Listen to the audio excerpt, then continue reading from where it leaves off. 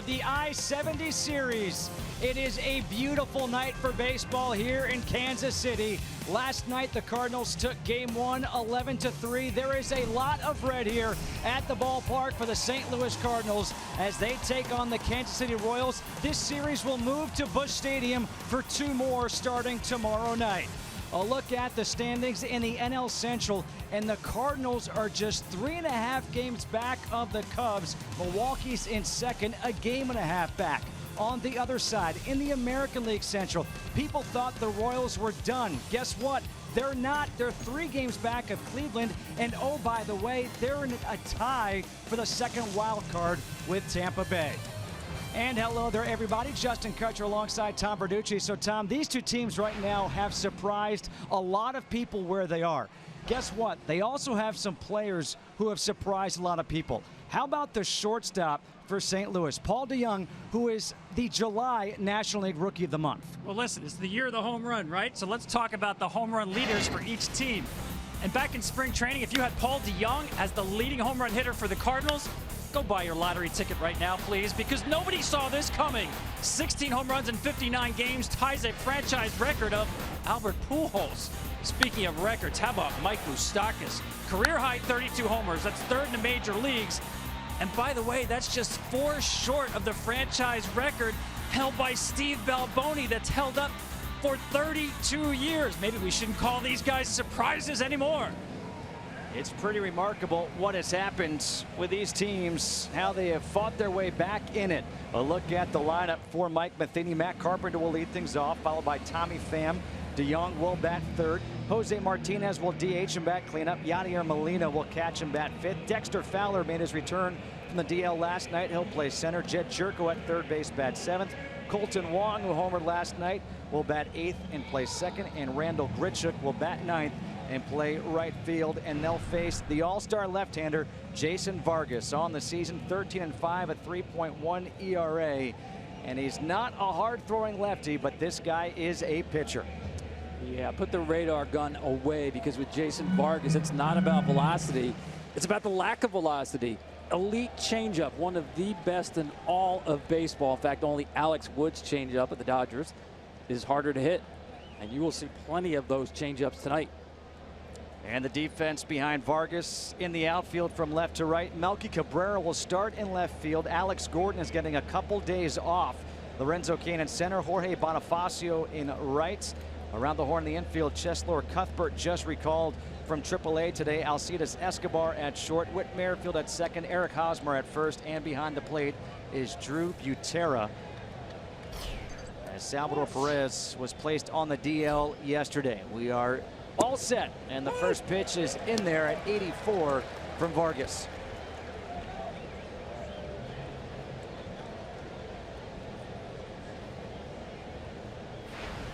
.79 degrees here in Kansas City. Carpenter's numbers: 249, 15 home runs, 53 RBIs. Well, I mentioned the elite changeup. Question, is he hitting a wall? Last 5 starts, his ERA is near 7. That's something the Royals are concerned about. And beware, Tommy Pham. Line drive into right field. Carpenter, he'll take a turn, stop at first. A leadoff single from Matt Carpenter. It's 5 for 5 lifetime against Jason Vargas. Talked about the changeup. Carpenter's right on it. Great balance. And the reason, Justin, I mentioned Tommy Pham, beware of him. I think he's actually the Cardinals' best hitter against changeups. You cannot beat him inside with fastballs. And he is on changeups, slugging almost 700 against changeups. So he starts him off with a breaking ball instead. Tommy Pham, speaking of surprises, 310, 14 home runs, 48 RBIs. He's playing so well, the Cardinals sent down Stephen Piscotty. See that pitch there Vargas has to have. He has to establish four-seam in to open up changeup away. But you watch where Pham stands on the plate with his hands. His hands are almost over the plate. He's inviting the ball in. And it's too far inside. 2 balls and a strike.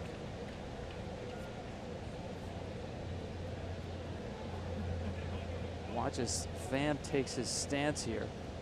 He's a guy who likes to keep his hands away from him, and his hands are almost going to be over the plate. To left field, Melky Cabrera going back in front of the warning track will make the catch, and back to first base goes Carpenter. It sounded like Pham may have broken the bat, and he still put it nearly to the warning track as we take a look at the key to the game, sponsored by Ford. Well, let's see if you can pick up my clues here, Justin. For the Royals, I say hit it in the water, in those fountains. They're a home run hitting team. They're 28-13 when they hit multiple home runs. And for the Cardinals, don't open the gate, the bullpen gate. They want length out of Michael Wacha. Now you make of those clues what you will. Water and gate. Okay, well, I thought you just gave away the clues because the water was the fountain, so I figured out what that was, but you told us what it was. But I was thinking the gate was like the arch, the gateway to the west. You fooled me. You're just too young. Water gate. You know, on this date in 1974, Nixon resigned, and right here was a game going on at Kauffman Stadium, then known as Royal Stadium. They stopped the game while Nixon's resignation speech played on the scoreboard. Really? It wasn't a very long speech, but they literally stopped the game. The president resigned, and then went back to playing baseball. Who won the game?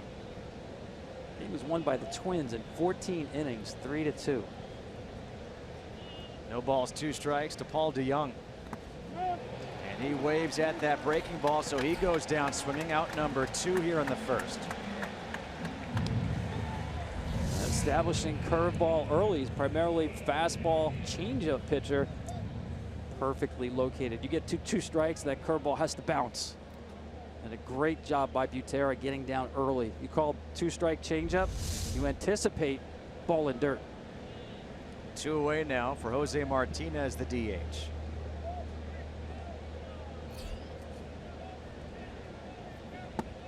And the first pitch curveball.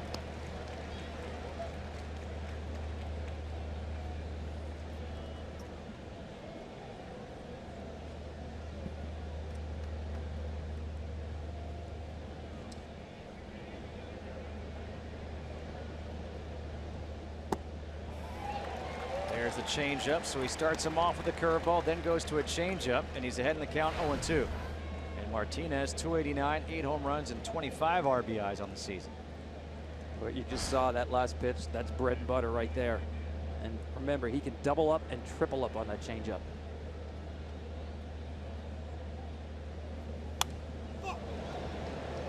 He does double up on the changeup, left it up high though, and Martinez able to foul it back. Yeah, I don't think he was too happy with himself on the location of that pitch. You know, it's interesting. We mentioned Drew BUTERA behind the plate. He's catching Jason Vargas for the first time in more than 2 years. Now, he does catch his bullpen sessions, but he told me he was going to have a long conversation with Jason today before the game about where he wants him to set up. Goes inside with a fastball. So now you think he's setting himself up for either that changeup or we've seen the breaking ball so far in this first inning. Some pitchers want a catcher to set up early. Some want them to set up late. Drew sets up early for Vargas. He goes to that breaking ball in the dirt, 2-2. And Vargas, in a course of, say, a normal start, will only throw about 19, 20 changeup or curveballs. And he's already showing a pretty heavy dosage early in the game here with the breaking ball. Back to the change.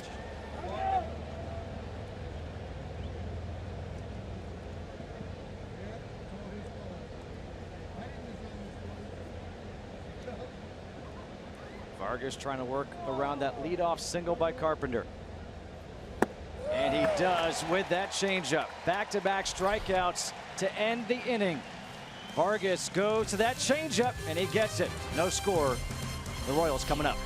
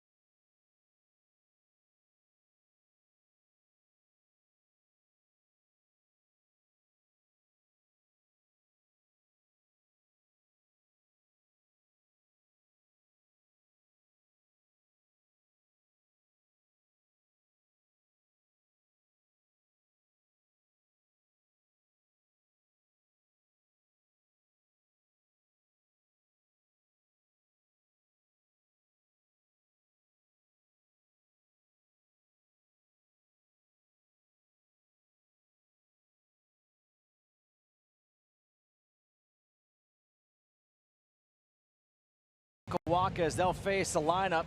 Whit Merrifield will lead things off here for the Royals. Whit Merrifield's been very hot, followed by Lorenzo Cain and Eric Hosmer.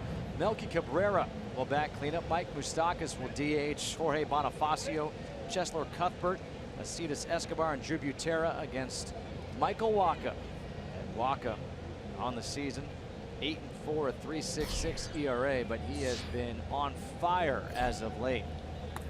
The first pitch fastball is down low. 36 walks, 110 strikeouts. That one complete game, a complete game shutout. And a broken bat here for Merrifield. Well, key word with Michael Wacha, healthy. I call it a power boost. His average fastball velocity, the best of his career. Max velocity hit 99.3. That's best of his career. Downward plane. Very few pitchers create the downward angle Michael Wacha does with that high release point to the bottom of the strike zone, that four-seam fastball. Very unusual. His favorite month of the year. Here we are, Mr. August. Undefeated in his career in the month of August.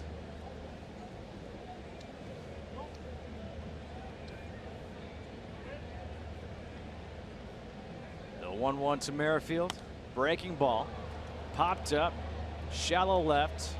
DeYoung called off, and the catch is made by Pham, one away. Let's take a look at the defense behind Wacha in the outfield, left to right. We just saw Tommy Pham make the catch. Dexter Fowler patrols center field. Randal Grichuk in right. Around the horn in the infield, Matt Carpenter at first. Colton Wong at second. Paul DeYoung at short. Jed Jerko at third. And behind the plate is Yadier Molina. Now Lorenzo Cain, a great center fielder himself, batting .285, 12 home runs, 35 RBIs, digs in. He takes that first pitch fastball at 95 for a strike. That was a great example of that downward plane. Hitters give up on that fastball, but it holds its plane at the bottom of the zone. Another one just missed.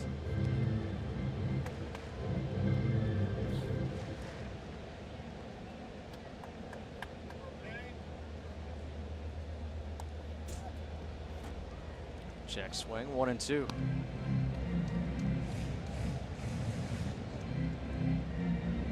Whatever warm-up routine Michael Wacha has, you know, the other pitchers should copy that on St. Louis.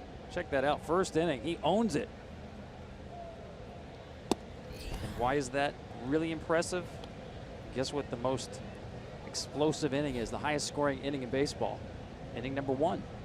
The one time in the game where a manager can set his optimum lineup for scoring runs. In the dirt, 3 balls and 2 strikes here to Cain with Eric Hosmer on deck. Now this pitch may tell me a lot about how Michael's feeling. As I said, he's got good velocity recently. This should be challenge fastball down in the zone. Here it comes. In the air to right field, Grichuk comes in a couple of steps, and there are 2 away here in the first. Did you notice the velocity spiked up at 98? I'm telling you, the last 2 months, this has been a different Michael Wacha. To be able to have that extra gear now and to beat people in a fastball count 3-2 with your best bullet, that's a good sign continuing for St. Louis. 2 outs now for Hosmer. 315, 18 home runs, 61 RBIs. First pitch, ground ball to second. Colton Wong makes the play, and a quick 1-2-3 inning work by Michael Wacha. He threw just 10 pitches. No score at the end of 1.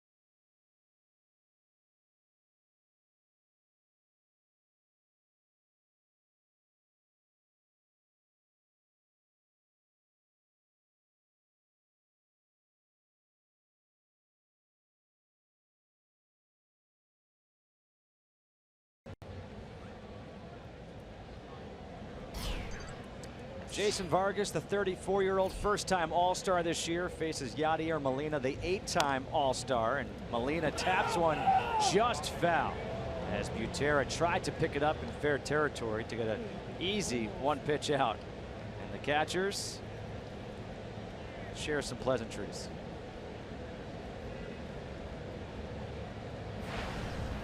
Yadier Molina, 280, 12 home runs, 47 RBIs. How about this? He's got 7 stolen bases on him.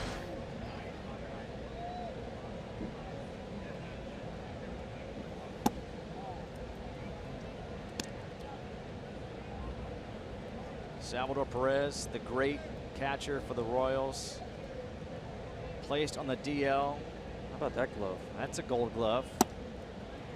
Changeup is waved out and missed. You know he loves to catch when he's on the DL and he's got the glove on his hands. Put me in, coach. Well, you can. Honestly, I'm upset that we can't watch Molina and Salvador Perez in a game against each other. Those two catchers going at it. I just think it's fun to watch two great catchers. The way they command pitching staffs, the way they dictate the running games.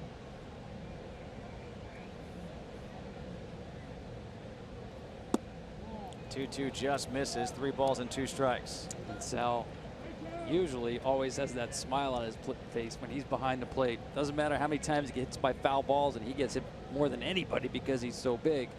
Just love the joy in which he plays this game. Called foul. We'll do it again at 3-2.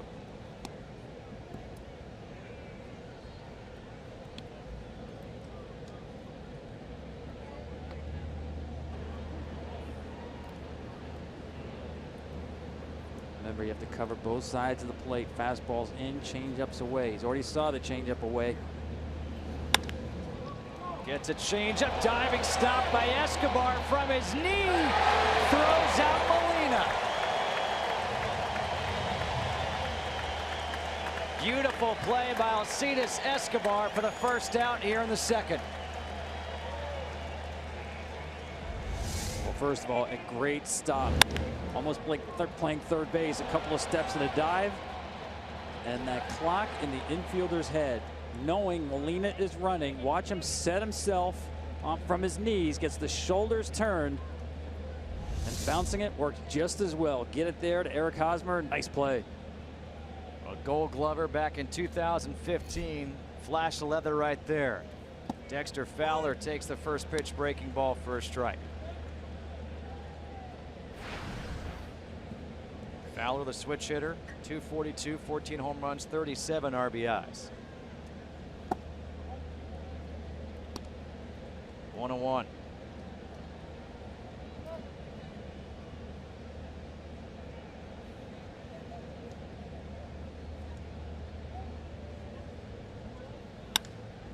Fowler to left center field. That's in there for a base hit. CAIN goes over. Fowler takes the turn. He's going to go for second, and he'll be in there. A 1-out double for Dexter Fowler just off the DL yesterday. And he's come out swinging. There's that smile, high energy. That's what you get with Dexter Fowler. He's thinking too, as soon as he's out of the box. I love the first couple of steps out of the box by Fowler right there. That's not an automatic double on CAIN, but he gets there easily. But you're right, Justin. Mike Matheny telling us, just amazed at how this guy can come off the DL like he hadn't missed a beat at all. He was on everything last night. Jed Jerko swings and misses. 0-1. Jerko 273, 14 home runs, 52 RBIs. By the way, if you're wondering why is your screen blurry, that's actually smoke coming from a barbecue out here in Kansas City in center field. Yeah, that's right. Good food out here. Especially barbecue. Yeah. Get some barbecue, maybe have some watermelon for dessert, wash it down, even things out.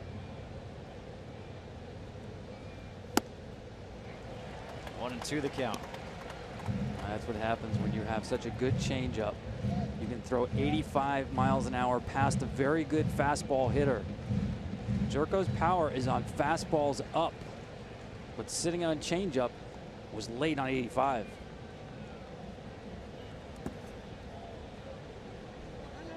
Two balls and two strikes.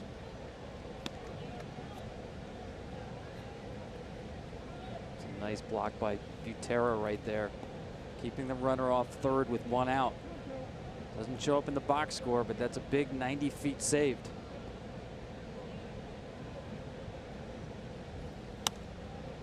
Pop foul out of play. We'll do it again at 2-2. You know, Justin, we talk so much about the gap in miles per hour between changeups and fastballs, and typically you'll see them 10, 15, sometimes 18 miles an hour. With Vargas, the gap is narrowed to about 5 or 6 miles per hour, but that's how good his changeup is. Ground ball to third. Cuthbert checks Fowler back. The long throw across, able to get Jerko. And Fowler has to hold at second, 2 away. I mean, this is what I'm talking about. This is 79 miles an hour coming into Jerko, and it looks like a sinker coming in. Watch how far out front he is. When you see that top hand come off the bat, you know the batter's been fooled. That's a rollover ground ball, keeps the runner at second base. You know, that's something he told us he's learned from Felix Hernandez when they were teammates in Seattle.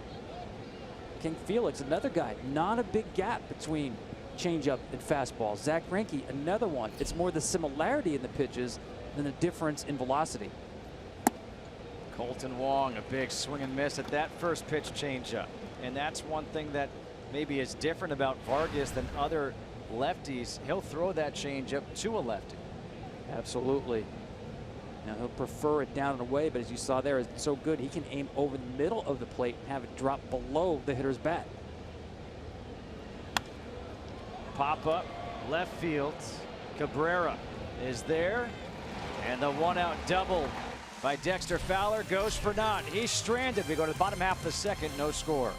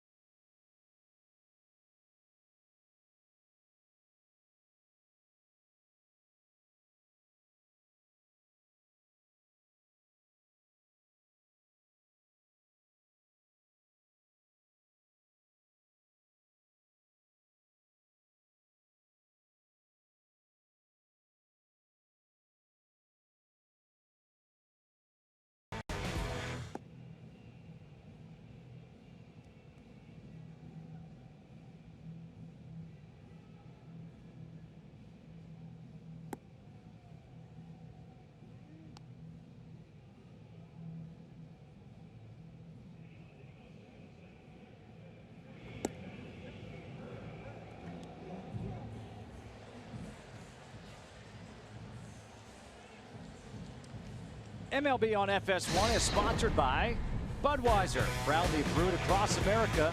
This Bud's for you. And by the Hartford. When the unexpected strikes, the Hartford strikes back with small business insurance.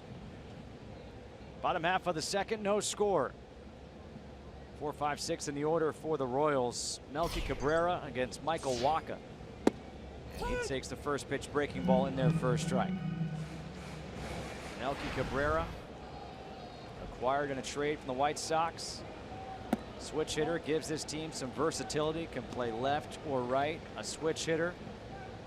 8 games since he's been back with the Royals. 9 for 29, a .310 batting average, a home run, 3 doubles.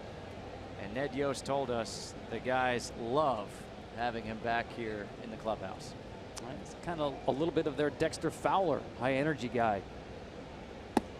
And he looks at strike 3 on the inside corner. The first strikeout of the game for Michael Wacha.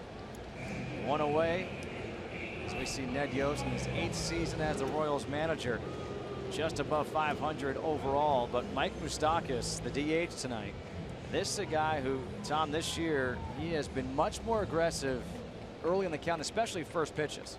7 home runs on first pitches this year. Be careful right here. Don't throw him a strike. Ooh, he did. That was the cutter. And that's been the biggest difference in the game. People say, you know, he's hitting more home runs. Is it a higher launch angle? No, it's more an aggressive mentality where what he's doing is not sitting on pitches. What he's doing is sitting on locations on first pitch and ambushing pitchers. Fouls it back again, behind in the count 0-2. You know, he told us when he first got here that the thought here in Kansas City was take a strike. And he'd be behind 0-1. He'd foul off a pitch, now it's 0-2.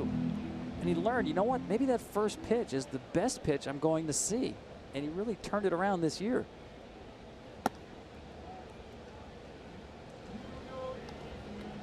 "32 home runs. It's August 8th.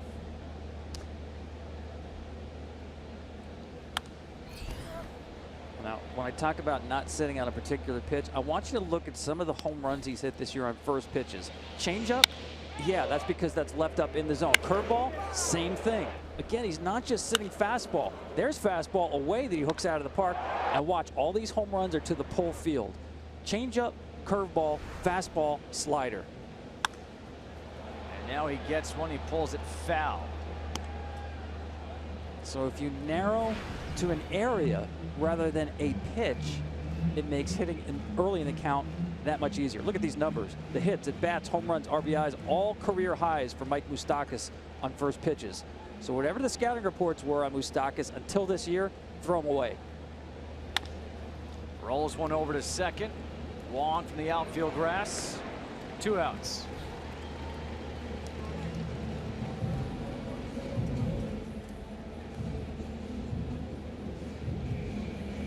And now Jorge Bonifacio getting the start in right field.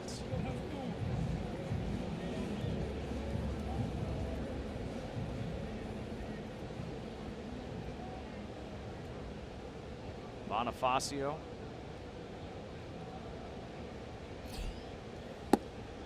Takes the first pitch low and outside at 96.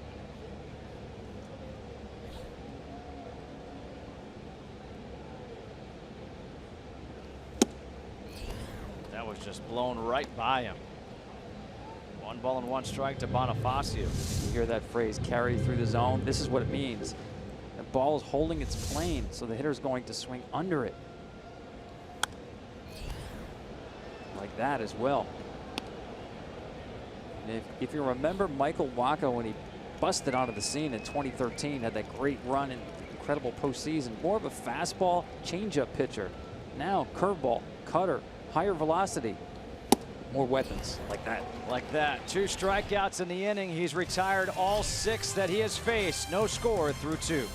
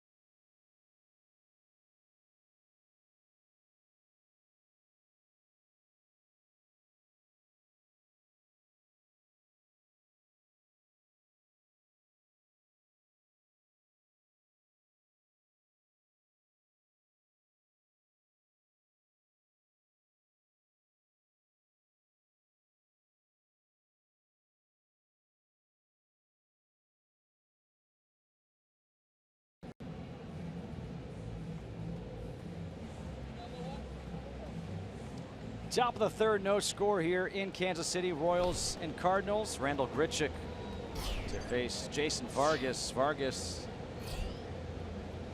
is now 9 for 9 in first pitch strikes. First time through the order. And he has gone to that curveball a lot the first time through the order.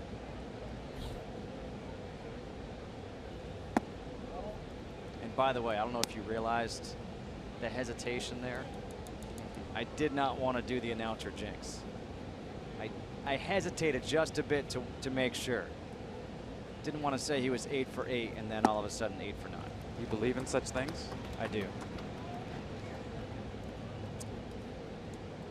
I got some numbers of some people I'll put you in touch with. We need to take care of that. Grichuk 228, 13 home runs, 39 RBIs. In the dirt, 2 balls and 2 strikes. Randal Grichuk is somebody who his manager Mike Matheny thinks very highly of. He says, you cannot convince me that he is not going to be a superstar. He's got all the tools. Ground ball to short. Escobar waits on it. Shows off the arm, 1 away. There's 2 things holding him back. Off speed, down and away, and fastballs up. Better plate discipline will make this guy an all-star. Curveball, that's a free strike to start out. Misses with the change. Another change. Now watch Jason upset with himself. He bounces that change up. And another change up out of the zone. You see it's out of the zone. That is Randal Grichuk. He's got thunder in his bat. But you are not going to make all-star teams by trying to hit pitches out of the zone. Matt Carpenter led off the ball game with a single to right field. He takes the first pitch curveball for a strike. You know, I got to be honest, I love the game plan here by Vargas and BUTERA. You don't think as a Cardinal you're going to see a lot of curveballs? They're seeing a lot of curveballs early in this game. It's a free strike.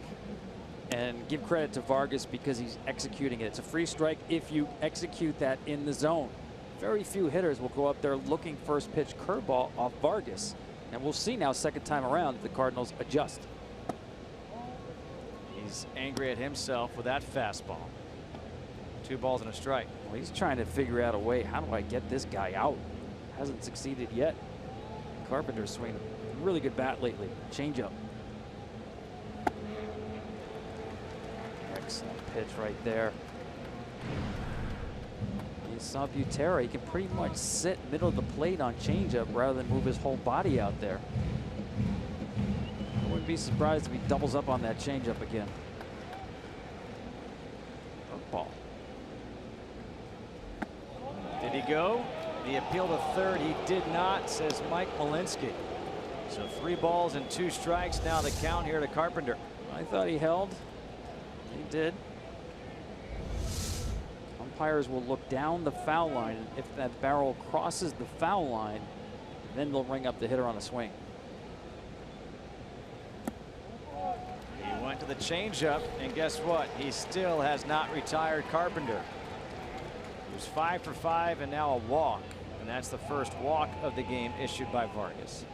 A 1-out walk to Carpenter brings up Tommy Pham, who I thought you brought up a great point, how he's really on top of the plate against a soft thrower in Vargas. And normally when you see someone on the plate, you think, well, he wants the ball away. But no, the hitter invites the ball in. Great changeup. The hitter who's on the plate will invite the pitcher to come inside to try to beat you inside. Visually, the pitcher doesn't see a big area in there, and sometimes they make mistakes. Now, he did get the ball in off the plate first time up against Pham. Let's see if he goes back in right here. It's the strike call to head in the count 0-2. We've got a chance to talk with Don Mattingly when we were down in Miami, and he said when he went up against a soft thrower like Jamie Moyer, he went close to the plate on purpose. He wanted that pitch in. He knew he couldn't get beaten in. That was a fascinating discussion talking to. I mean, that's like, you know, sitting in on a PhD class on hitting. It was amazing to hear Donnie talk about once he knew early in his career, first or second year, that he could not get beat inside by fastballs, he actually sat soft. And Pham waves at the breaking ball. That's the 3rd strikeout of the game for Vargas. 2nd out here in the 3rd. He's This has been a big pitch for him, the curveball. We've seen it used as a free strike. Now we see it used as a put-away pitch. Pham totally fooled late on that breaking ball. Boy, this is fun to watch these two pitchers go at it. Michael Wacha just throwing high octane, and Vargas with that old leaded variety. Ground ball in the hole. Escobar couldn't make the play. It looked like it hit off his glove as he was trying to make the jump throw a little bit too early to second base to get Carpenter. No, it's just a little too careless here. He's got to get down to this ball. Give me a better effort with the lower body. Get lower to the baseball. You see that? I think he had a forced play at second base to turn around rather than go to first base. But in any case, to give yourself any opportunity, you got to get down on that ball. A base hit for Paul DeJong. So first and second, 2 outs here in the third for Jose Martinez. We saw a sparkling play by Escobar to open up the second, taking a hit away from Yadier Molina. And now unable to get that ball in the hole with DeJong.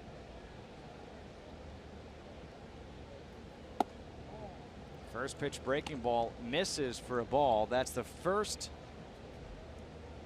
pitch, not a strike in the ball game for Jason Vargas.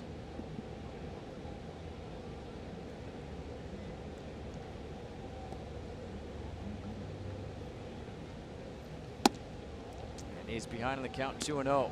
I love watching this guy hit. He's like a wind-up toy. All these moving parts, the bat's waggling. Watch his feet as he gets set. But the real key for Martinez, looks like he's got so much going on, right? But as soon as he lifts his leg, the hands stop and the head stops. Looks very active here.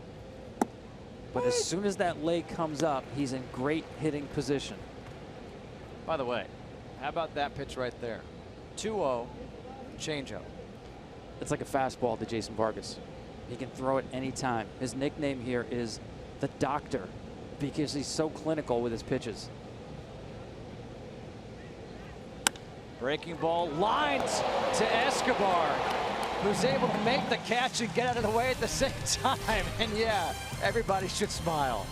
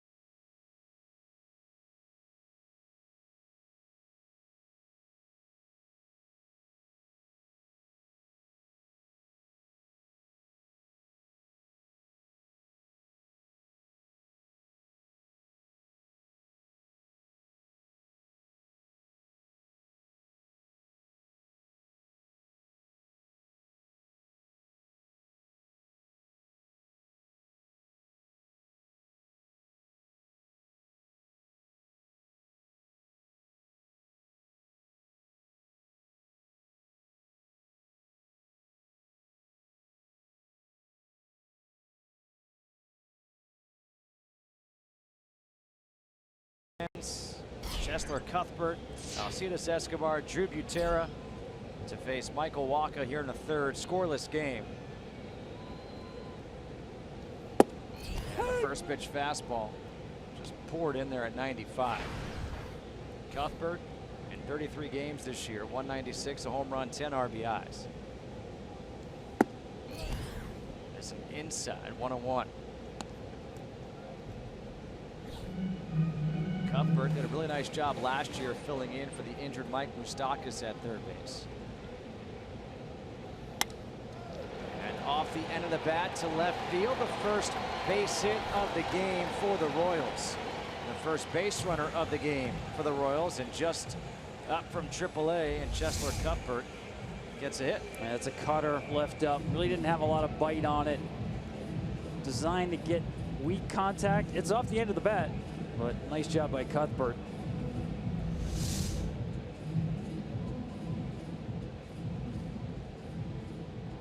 Leadoff man on now for Alcides Escobar. 223, 3 home runs, 37 RBIs. Maybe still taking that deep breath after catching the ball to end the inning off the bat of Jose Martinez. You know it's hit hard when the player says, wow, walking off the field.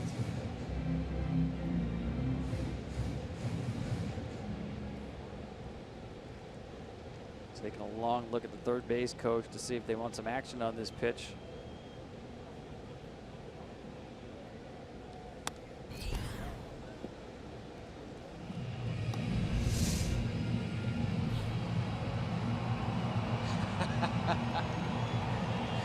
That's so cool. I mean, he caught the ball, took a few steps into the outfield, and then was running in. And he realizes how hard that ball was hit.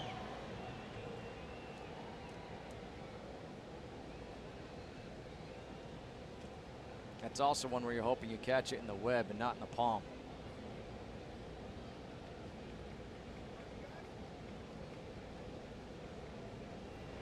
Check on the runner at first.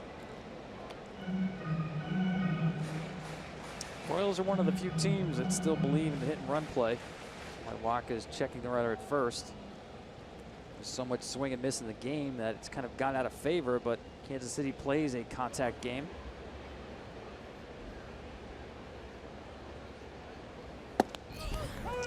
That was a really good look at that carry through the zone of Michael Wacha. Almost a hitter's viewpoint where you give up on that pitch thinking it's going to continue down out of the strike zone, and it just stays on plane right at the knee. That's bread and butter for Michael Wacha.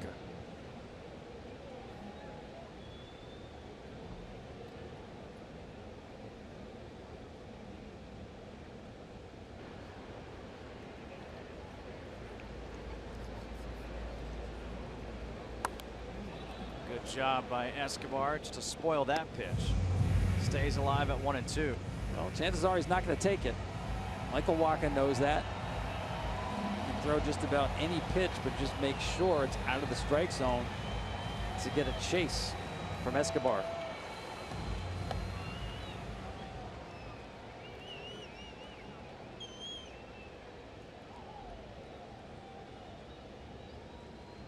Back to the curveball. Ground ball could be 2. There's 1, and there's 2.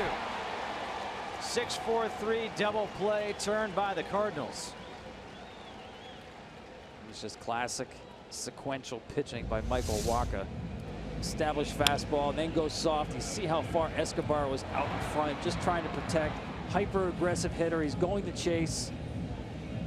Get an easy ground ball double play.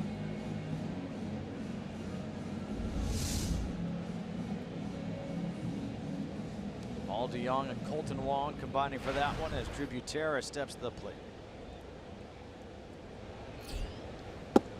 We'll see the bulk of the time at the catching position now with Salvador Perez on the DL. He's played in 46 games this year.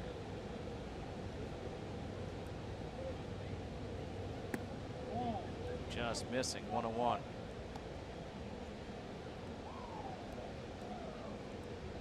Drew was fortunate enough to be behind the plate for the last out of the 2015 World Series.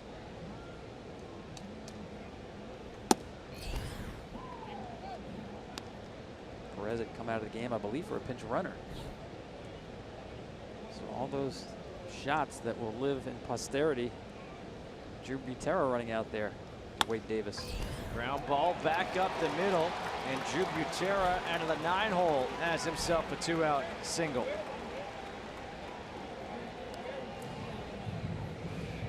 Choke up on the bat, shorten up, play a small man's game, right back through the box. And you see that delivery Michael Wacha has, which carries him to the first base side, not in position to be an infielder after releasing.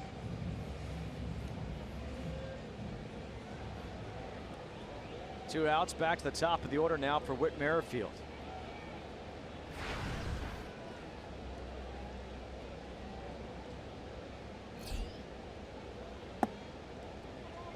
Low and outside for ball 1. Whit Merrifield, since July 1st, has been on a tear.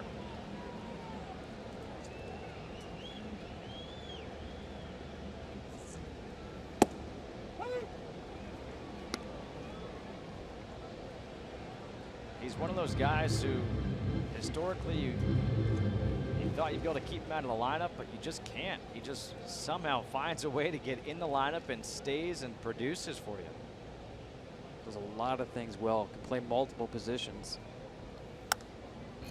Pops this one up in the infield. Jerko from third base coming in. And that will do it here in the third. Molina, Fowler, and Jerko due up in the fourth.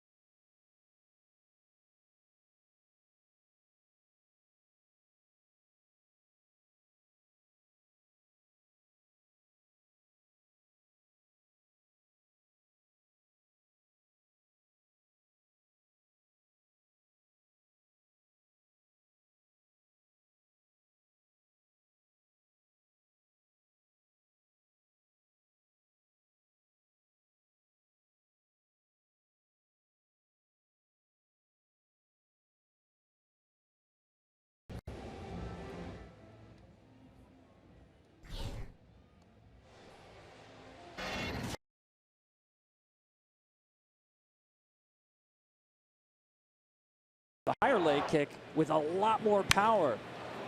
But if you have runners on base, he'll tamp down the leg kick and becomes much more of a contact hitter.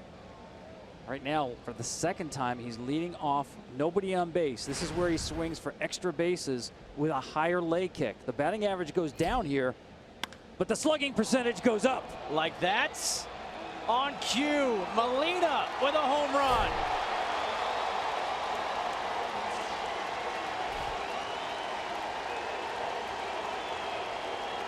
Sometimes it's just TV magic. Number 13 on the season for Yadier Molina, and it's 1-0 Cardinals.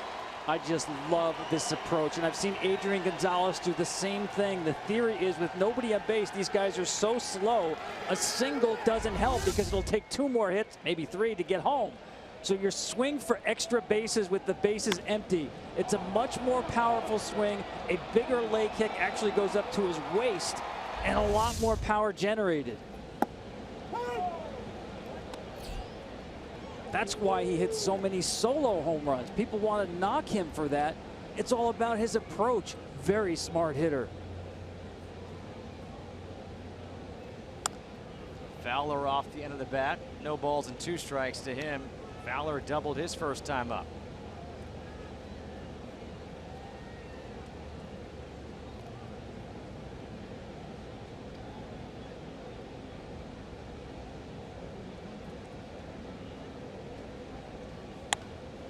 Fowler to left field. Melky Cabrera coming in. 1 away. Well, Saturday, Aaron Judge looks to continue his incredible rookie season as he leads the Yankee attack against Mookie Betts and the Red Sox. Major League Baseball, Saturday, 3:30 Eastern, right here on FS1.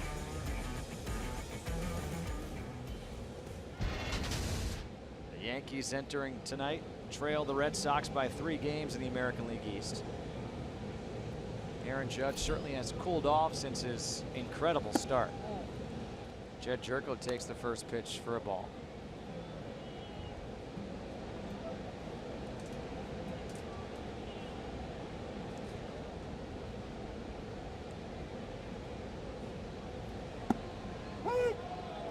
One ball and 1 strike. Here are the standings in the East. The Tampa Bay Rays in playoff contention, battling it out for the second wild card, even the first wild card, really, as the Yankees have the lead in that first wild card. You know, Justin, you really can't shortchange the learning curve in baseball, the power and the value of repetitions, of plate appearances. We talked about Mike Moustakas, adjustments he's making 6 years in. The ability of Yadier Molina to have 2 different approaches at the plate, not something he would have done early in his career.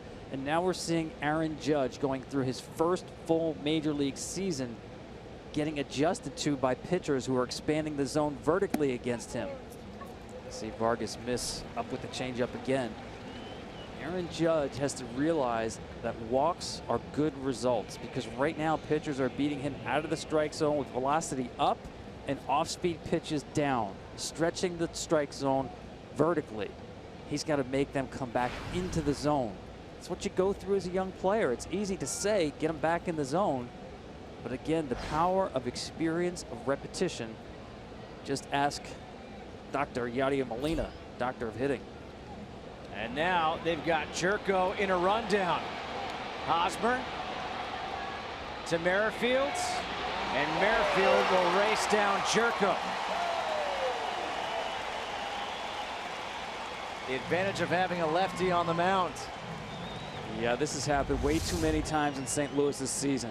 He's going first move right here. I'm not sure why. And good call. Could have been called from the bench for Kansas City to throw over. That erases a mistake with the walk. 1-3-6-3-4. And Wong, he offered on that one.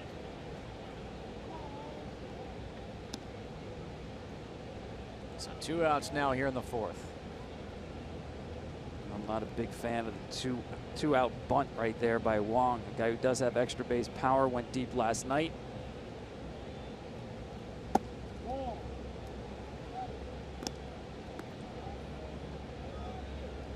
Colton Wong, the home run numbers are down, just 2 on the season. Does have 19 doubles and 2 triples. Pulls one foul to the seats down the right field line.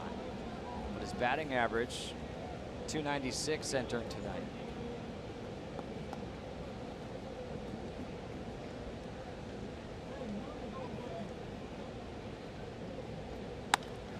Ground ball, second base. Merrifield gobbles it up, and that'll do it.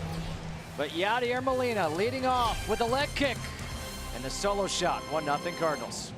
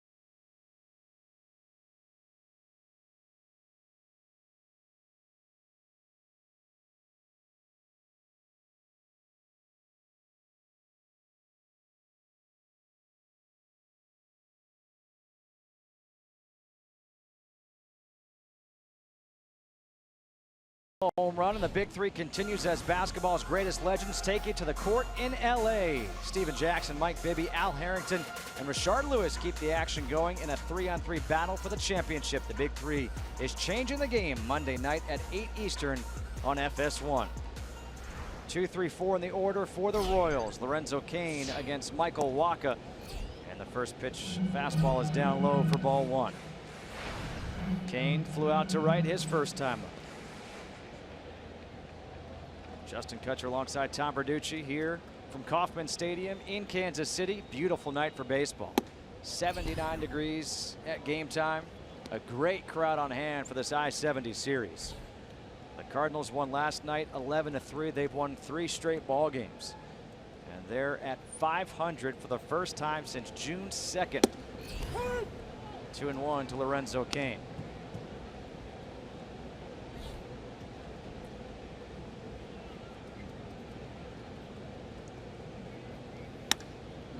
Cain to right field. Randal Grichuk over to his right. One away. Time for a game break. Let's go back to LA and check in with Kevin Burkhardt.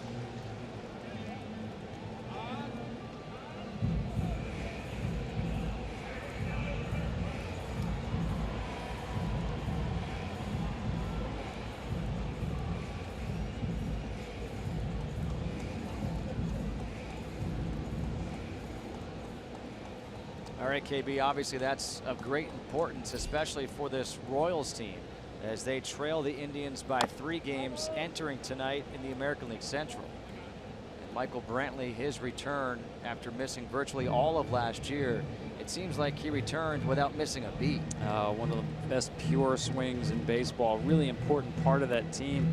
Great hitter with runners on base. That's a tough stretch right now for Cleveland. Andrew Miller on the DL. Just a killer schedule this month. Every series but one against teams in playoff position. Gives Kansas City Royals fans hopes of running down the Indians. Hosmer, that big swing and a miss. 1-2. And he loves that pitch. He's a much better hitter to left field than he is to right field. If I'm a pitcher, I want to make him pull the ball.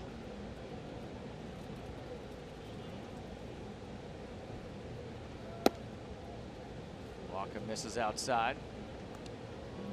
Now we've seen Jason Vargas throw a lot of changeups in hitters' counts. I'd like to see Wacha get back to that fastball here in on Hosmer. Curveball. Fastball goes breaking ball, yeah. Well, we've seen him stick with 3-2 fastballs. Here's the 2-2 breaking ball.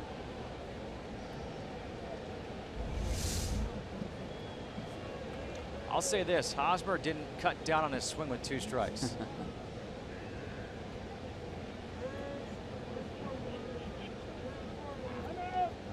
You saw Yadi first went to cutter in, then back to breaking ball, the curveball. Wacha shook both. Fastball in. He's thinking like me. Missed. All right, so 3-2. You said he's been going 3-2 fastball. Is that what you come back with? Yeah, I would. I would stay in there. You know, just because he missed with that pitch, I still think that's the right pitch. And you saw Wacha pretty much shake through the Rolodex to get what he wanted. Back to the same thing. And he misses inside for a walk. The first walk of the game issued by Wacha. Yeah, I don't fault him. It's just execution, not theory. There's the fastball to start out with. Again, missing. That's cutter right there. Fastball up at 97. Now he's going to go softer. Change up, breaking ball. Now, what do I put him away with? I'm going to go velocity in. Misses twice. You've seen Michael Wacha dial it up to that high octane 98. When it's time to put a hit away, just missed location. Here's Melky Cabrera, the switch hitter. Struck out looking his first time up.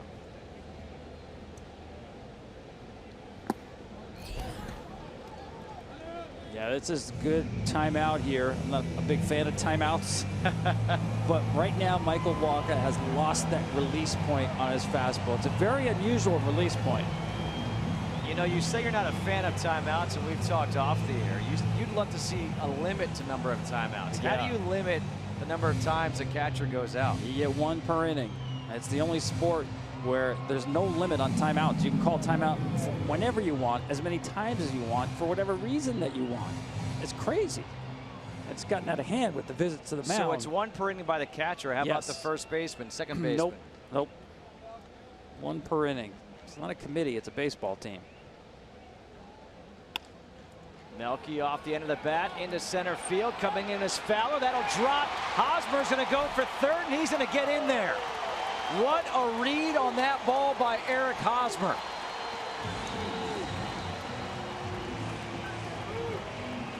Well, you're 100% right, Justin. He's the owner of one of the greatest base running plays in World Series history. Watch him read this ball, read, and then when he makes a decision, that ball's in, he's gone. Doesn't have to look anymore. Tremendous base running by a great base runner.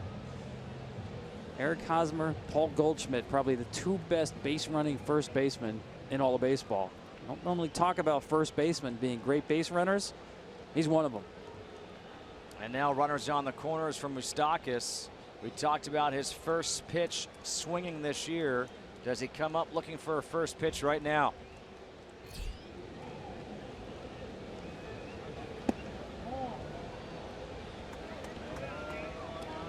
That looked almost to be like a modified pitch out. Well, it wasn't because DeYoung was moving towards the bag at second. They were looking at Melky. Well, because Melky bluffed going for first base. That was a changeup. He has not had a good changeup today. It's the one pitch that's probably been below par so far. But Melky had the infielders moving by bluffing his start.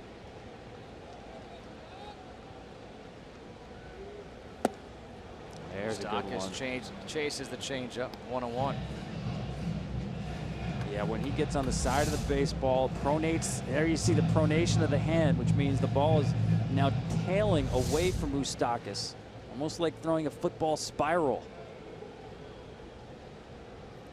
1 ball, 1 strike, 1 out. Runners on the corners, 1-0. Cardinals lead here, bottom half of the 4th. Check out Melky here. Just missing with that fastball, 2-1. If you want to stay out of the double play, you can start Cabrera here. Of course, Moustakas is in fly ball mode right now. Get something that he can lift.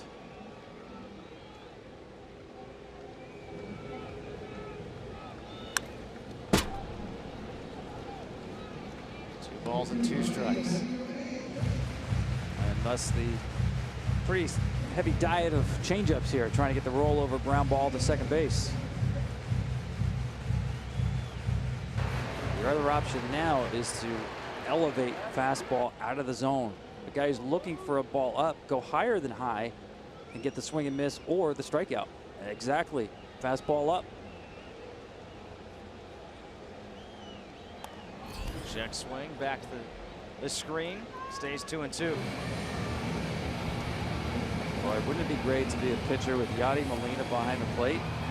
I mean, you talk about flying on automatic pilot. You're like a bobblehead out there. You never shake your head side to side. It's just up and down. Yes, sir. Do it again.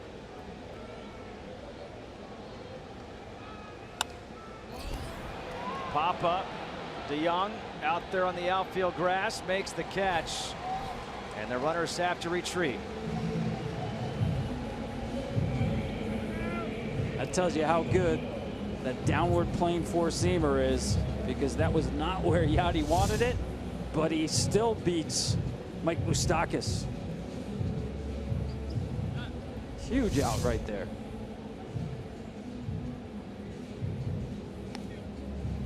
Two away now for Jorge Bonifacio. Runners on the corners in a 1-run game. Bonifacio struck out to end the second.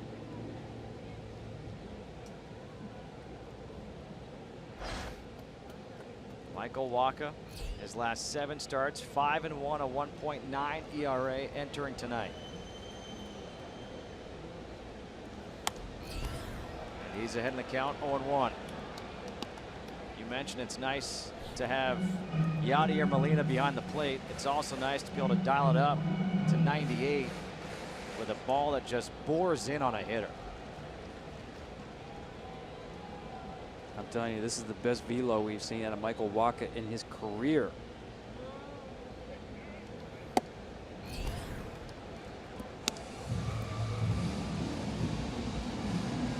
You mentioned it earlier, Mike Matheny has said it. Wacha has said it. He's healthy. He feels good. He's able to get his arm in the position he needs it to be in.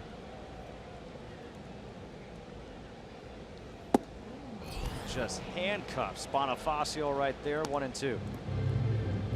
High, higher, and here comes highest, right? Might as well keep climbing that ladder. Bonifacio sees it, eye level, looks good to him. But not with that carry through the zone we've talked about. Yeah, a little higher. There goes Cabrera from first. Yeah, what makes Wacha, besides velocity, so difficult as a hitter, the ball's coming from a place hitters don't normally see it come from. Check this out. Four-seam fastball release point, the highest in baseball. Marco Estrada, he's like 12 o'clock on a clock, right? Straight over the top. Wacha's pretty close to straight over the top. He's 6'6" to start out with. So you're seeing a ball come from a position that you're not used to seeing it. And it's actually not his natural release point, which shocked me when I asked him about that. Runner goes again, no throwdown. Did you see Melky actually stopped? He wanted a throw. Yeah, well, he's trying to bait a throw to get Hosmer home from third, but the middle infielders weren't even covering the bag. Given on the base, hold your positions. Two Watch strikes, this. 2 outs on the batter. This is going back to Little League. I asked Wacha about that release point. He said in high school, he was normal high 3/4. He got to college at Texas A&M, and the coach said, "You're 6'6", create an angle." And that's where he developed that way to throw over the top. Yadi's going to go out there and say, listen, when I want the ball up, I mean up, because he's missing in the zone with these fastballs Yadi's calling up. I'm sorry, that's the second timeout called. That was not allowed. That's right. Under the new Tom Verducci rules of baseball. 15-yard penalty.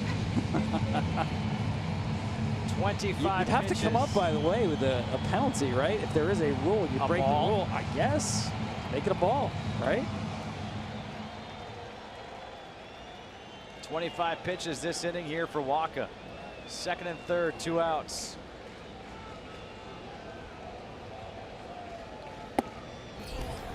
All right, now it's time to go somewhere else. Yadi finally got that fastball above the strike zone, and Bonifacio said, nope. Now again, 3-2. I don't care if this base open. To me, this is four-seamer down at the knees away. Carpenter is way off the line at first base. He goes breaking ball. The appeal to first base. He did not go, says Mike Winters. And that's a heck of an at-bat by Jorge Bonifacio. And that will bring out the pitching coach, Derek Lilliquist, as the bases are now loaded with 2 outs here in the 4th inning. Watch Yadi. He thinks this is strike 3. He tried to sell it, not only by the frame job, but got right up out of that crouch. Was ready to walk off the field. An 8-pitch walk earned by Jorge Bonifacio. I had a game earlier this year where Yadier Molina actually did just that. He bought the call.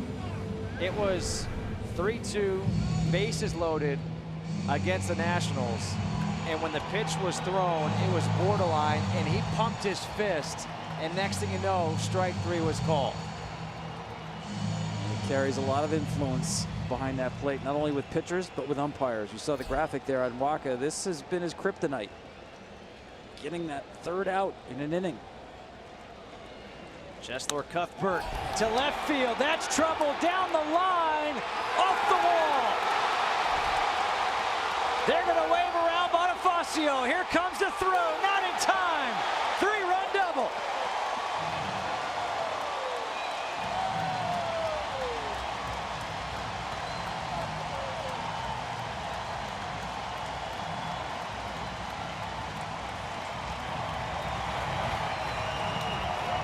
Cheslor Cuthbert, welcome back.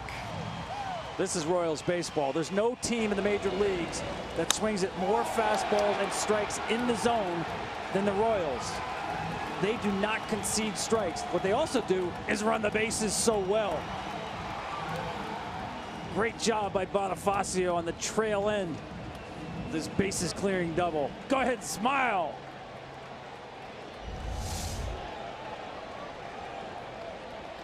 He's 2 for 2 now, a single, a double, 3 RBIs. And his team now leads 3-1 here in the 4th.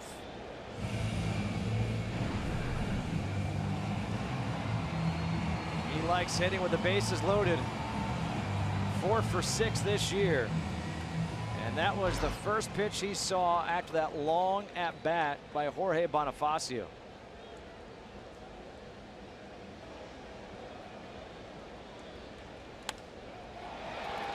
To right field, Grichuk is there. That will end it.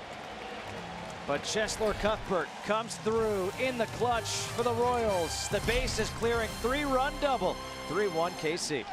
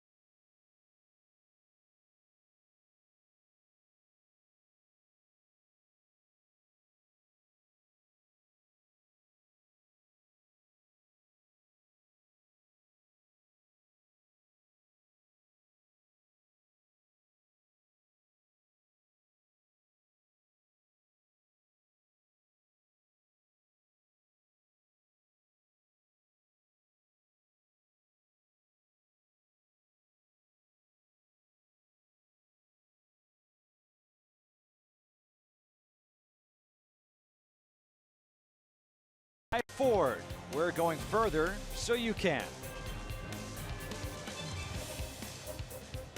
We move to the top of the 5th here in Kansas City. Now 3-1, Royals leading the Cardinals thanks to that 3-run double by Cuthbert. And it's Randal Grichuk taking the first pitch changeup for a ball. Grichuk grounded out to shortstop his first time up.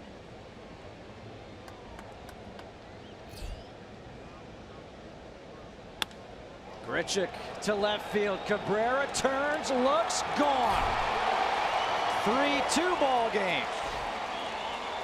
14th homer of the year for Randal Grichuk.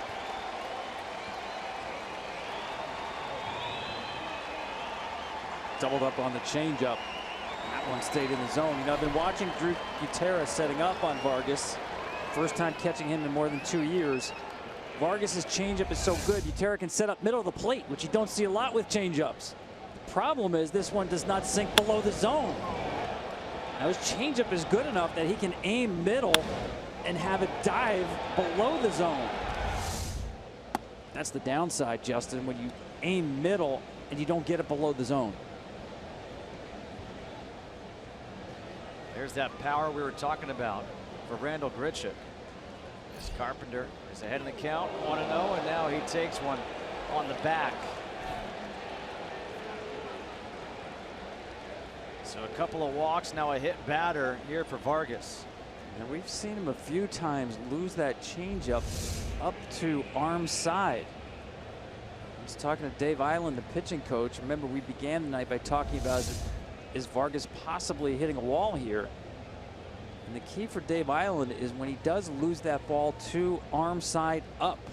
Usually means he's flying open a little bit, but mostly it's on the fastball, not the changeup. Keep an eye on that. By the way, he still hasn't retired Carpenter. Maybe that's why he hit him. First pitch ball to Tommy Pham, who struck out his last time up, is also flown out to left field. Foul tipped, 1-1.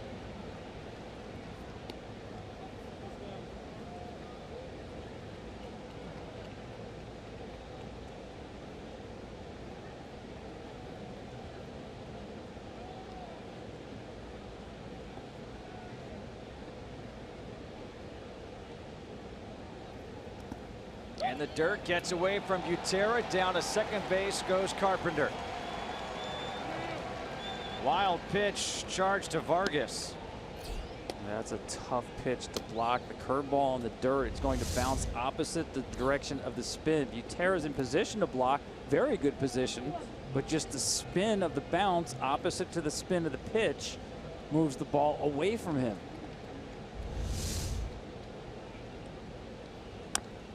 Off the end of the bat, this is trouble. BUTERA, he's going to eat it. Infield single for Pham. Down to third goes Carpenter. And the Cardinals have something going here in the fifth.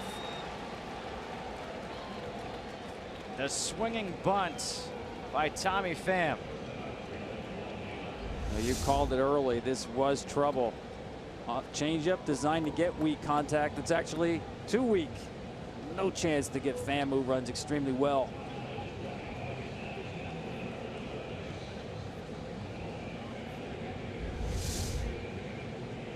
Was better off letting that ball continue to roll.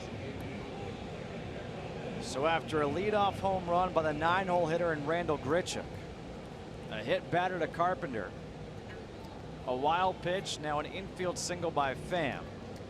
It's first and third, nobody out, 1-run ball game, and Paul DeJong at the plate, who singled his last time up.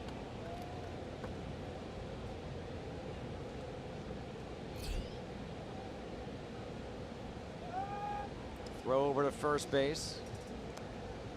Pham certainly can run 15 of 20 in stolen bases on the year.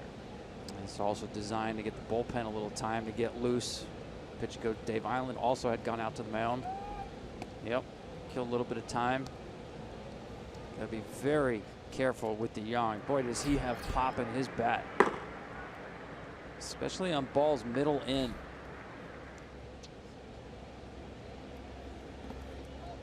In the dirt now, Pham will advance to second base. Another wild pitch here. We saw Mike Minor warming up in the bullpen.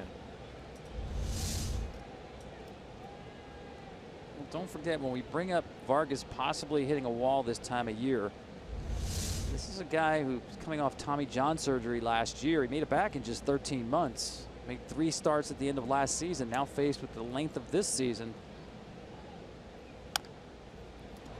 Off the end of the bat, Vargas checks the runner back to third. Carpenter gets the out. Timeout called here by Hosmer. They'll get that ball out of play. They get 1 out. So they've been watching him very closely. Has not been pitching deep in the games lately.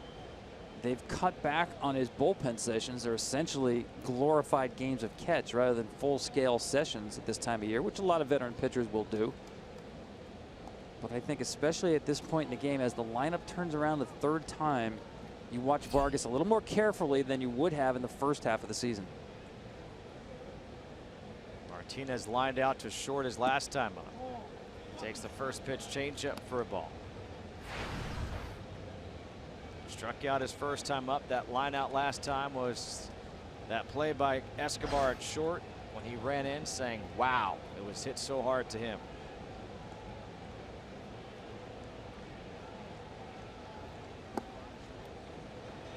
Now 2 balls and no strikes.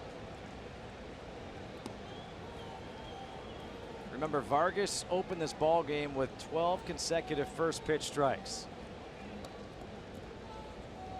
He's now thrown 5 straight first pitch balls.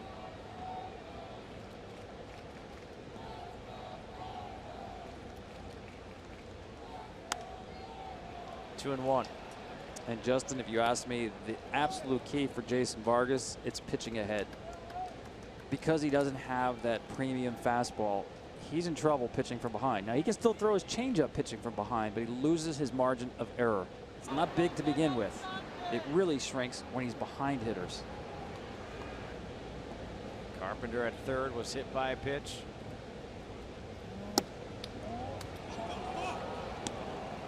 Vargas thought that was a strike, didn't like the call. Yeah, I can't blame him. Now this to me live looked like a strike. BUTERA set up in. Is it up? That's close. Looked like it got played on Fox Tracks. Especially when you're in trouble. That's a huge pitch that you want. Ryan Blakeney, the home plate umpire. Got some words from Jason Vargas. 3 balls and 1 strike now to Jose Martinez. He goes to the breaking ball, and that will load the bases. And you wonder if that's going to be it for Vargas. It's a tough call for Ned Yost right here. The guy he's been riding most of the year, been very reliable. He's not the same pitcher he was in the first half of the season. Now, he does have a double play candidate at the plate at YADIER Molina. That's the one thing with Vargas with that changeup and even the curveball tonight. He can be 1 pitch away from getting out of it. Could also be 1 pitch away from being behind in this game. Molina homered his last time up, leading off the 4th.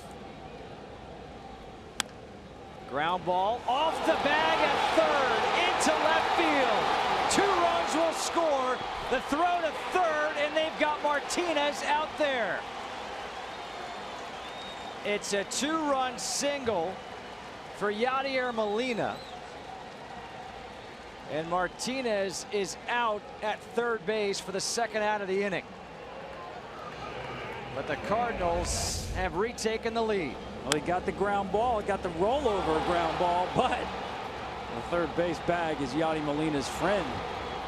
And that's just not a good decision by Martinez, getting punched out at third base for the 2nd out. That plays in front of him. You don't need a coach. You're your own coach in that situation. Bad decision.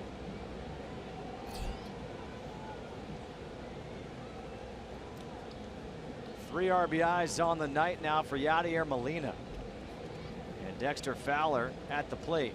Flew out to left field his last time up, doubled his first time up. And remember what we talked about with the 2 Molinas. And not Yadi and Benji, by the way. Yadi and Yadi. Bases empty, Yadi, go yard. Put runners out there, contact hitter. 2-run single. Professional hitter. Change up, misses high and outside, 2-0. Yeah, Vargas is in red line danger zone right here. They're just trying to get him through the 5th inning. Yeah, be careful. That tank is on E. But back the change up on 2-0. 2 balls and 1 strike.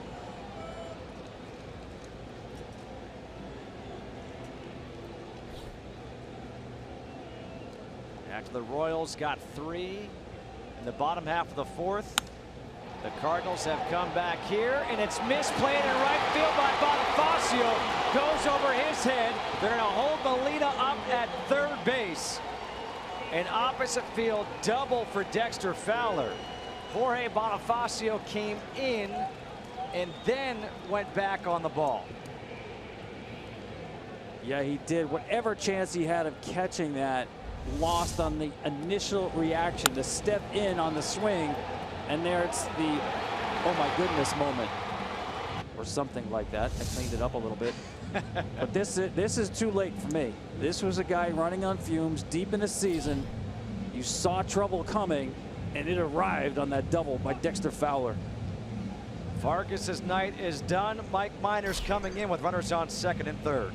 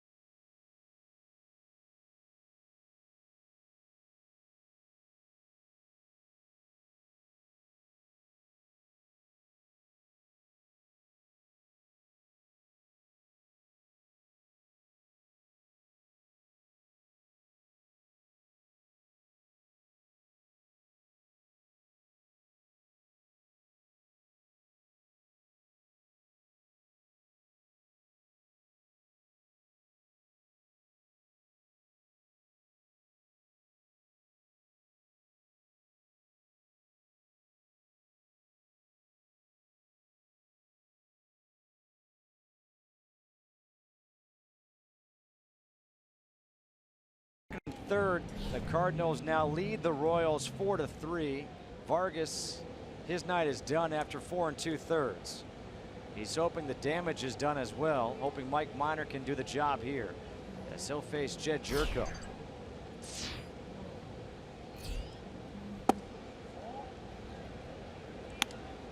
Jerko 0 for 1, walked his last time up, then was picked off. He's also grounded out.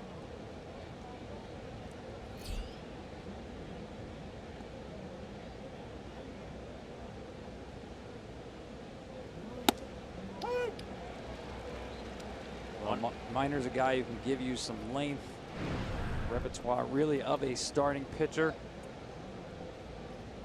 Fastball, cutter, breaking ball.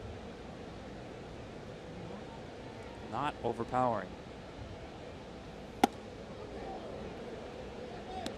Got it up to 94 right there. 2 balls and 1 strike. Cardinals have won 3 in a row, trying to get to 1 game over 500.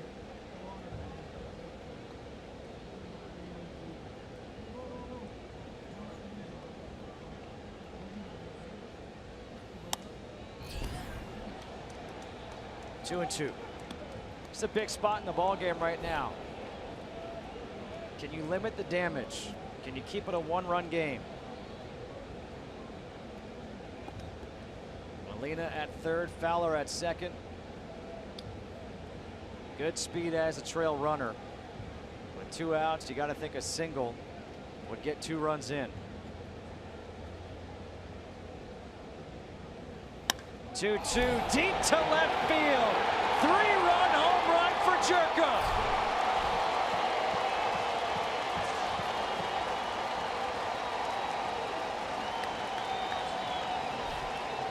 The big spot in the game just went the way for the Cardinals.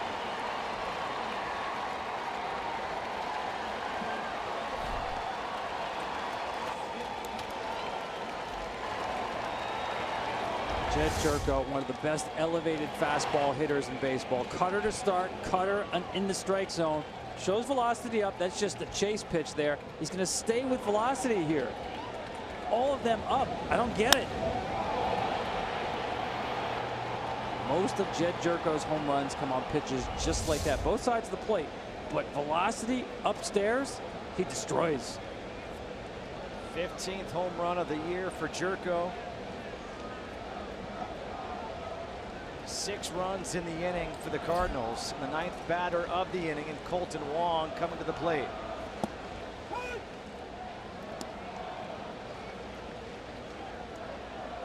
It was 11-3 last night. Cardinals with the victory. Now it's 7-3 here. Well, they are swinging it, aren't they?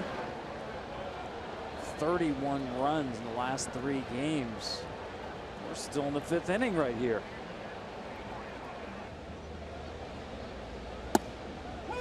Breaking ball falls in for a strike. 1-2.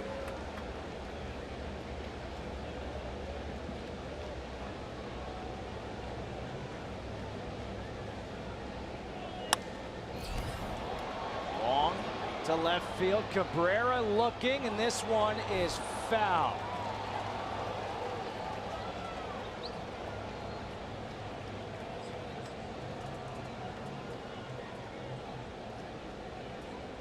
That was close. Cardinals are taking a look right now. See if that was a paint scraper. Check that baseball, see if it's got any yellow on it. Wow, that's foul.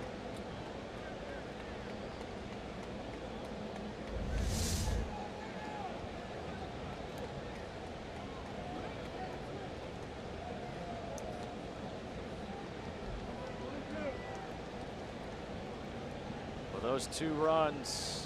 Those 2 men on base were charged to Vargas, so he goes 4 2/3, gives up 6 runs. Backhand play in the hole by Escobar. Low throw, dug out, not in time, as Wong beats it out for an infield single. And now Ned Yost says, hang on, let me take a look. That's just speed right there. Wong getting down the line. Escobar makes a nice play. I like the bounce throw. Hosmer is good as anybody at picking the ball. Wong beats that.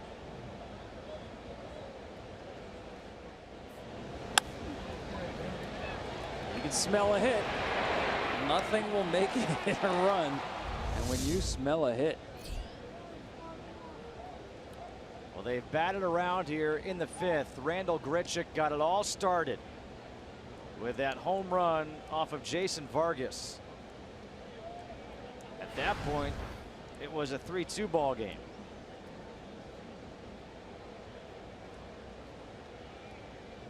The Cardinals have erupted for 6 in the inning. Jam shot to center field. Lorenzo CAIN is there, and that will end it. But damage is done. Grichuk led off the inning with a home run, but the big blow was the Jerko 3-run shot.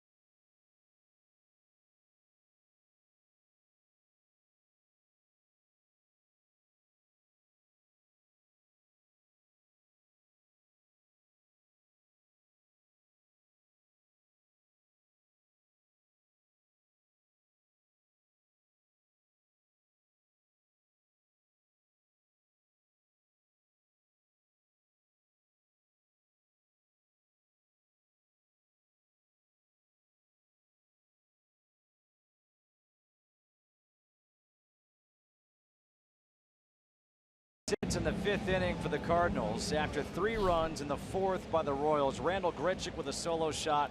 Jed Jerko with a huge 3-run home run. And now Michael Wacha pitches with a 7-3 lead, and he'll face Drew BUTERA. First pitch strike. You know, sometimes you're driving down the highway, everything seems fine, and then that check engine light comes on. To me, the pitch to Grichuk was the check engine light coming on with Vargas. It was really the first time in the game I saw him miss changeup in the strike zone. We see miss changeups to arm side away, or certainly bounce them, which is where you want to miss. But the pitch to Grichuk, the second changeup of 2 changeups in a row in the strike zone, hit out. BUTERA goes down swinging for out number 1. Time for a game break. Let's go back to LA and check in with KB.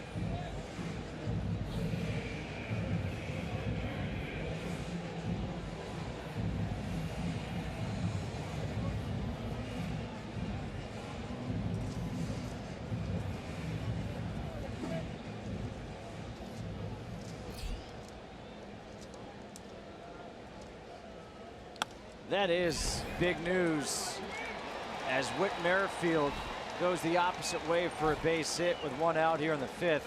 Because, Tom, you think about the American League West, and Houston is going to win the AL West. They didn't make a move at the trade deadline for a starting pitcher. When you think about what's going to happen come postseason time, Dallas Keuchel is their ace. After that, Lance McCullers Jr. I mean, what do you really have? They've got to make a move, no? That's why there's some discussion about Justin Verlander. But we have to remember, when we see players come off the disabled list, just because they're back on the field doesn't mean they're 100% back physically. And I think that's the case with Dallas Keuchel. And that would concern me if I'm the Houston Astros, because I go nowhere unless I have my ace taking me through October. Because as you mentioned, there's not a lot of certainties behind him. Certainly good stuff in the colors. Charlie Morton, able to spin a baseball as well as anybody. But certainties, you don't have them. And if Keuchel is not a certainty, that'll make you worry. That'll keep you up at night in Houston. To have as great of a regular season as they've had, to not make a move. Fouled straight back by CAIN. 0-2. You don't want this whole season to go for naught. And that lineup is just nasty. That's tremendous. Their bench players are great. But they're probably, with the Dodgers, the deepest team, the way they can roll you no matter where they are in the lineup, including the bench. No balls, 2 strikes. The count here to Lorenzo Cain.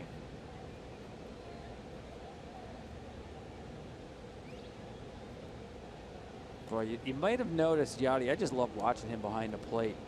Hold his hand in his glove, reminding Waka to vary your times to the plate. Hold the ball a little longer. That's part of controlling the running game. We talk about his ability to throw, but remind the pitcher, hold the ball, vary your times. Asking for a fastball up. Gets it up and in.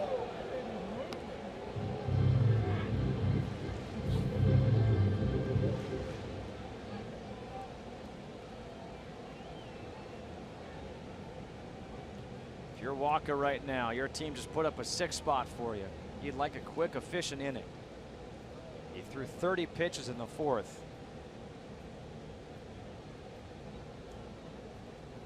Breaking ball, pulled, foul. Lorenzo Cain. There's nobody who backlegs a ball more than Lorenzo Cain. Ian Kinsler is close to him, but the way he stays on that backside through these swings, it's a unique swing. I mean, listen, it's not an oil painting of a swing. It gets the job done.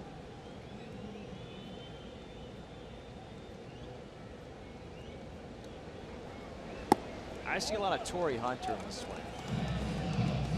Yeah, Torrey was more balanced, though. I'm telling you, I don't see anybody who stays on the backside as long as he does.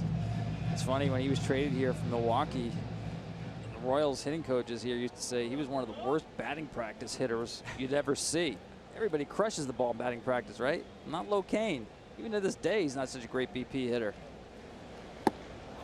He waves at that one, the cutter. Second strikeout of the inning. 4th of the game. Saturday on FS1, watch as the NASCAR Camping World Truck Series heats up in the Irish Hills of Michigan. Saturday at 12:30 Eastern on FS1.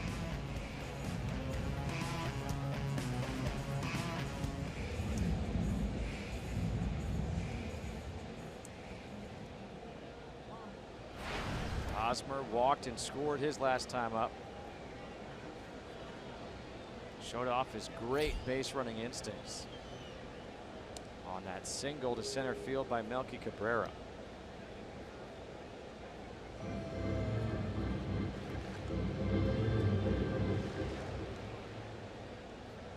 We talked about Hosmer's ability to hit the ball the other way. Look at Tommy Pham in left field, playing him like a right-handed pole hitter.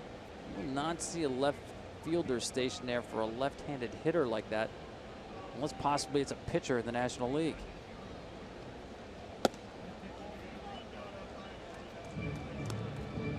Tremendous power the other way. When you see the hits by direction, you can see how much he favors the left side. But that's not just dunking the ball in the other way. That's with power. And that's why I say that you really need to pitch him hard in. He's not comfortable pulling the ball. Make a hitter do what he's not comfortable doing.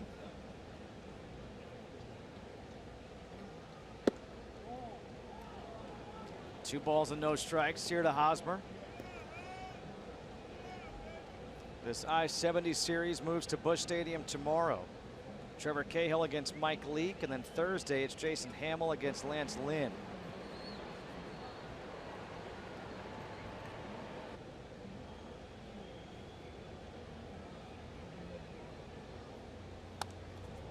Fouled back, 2-1.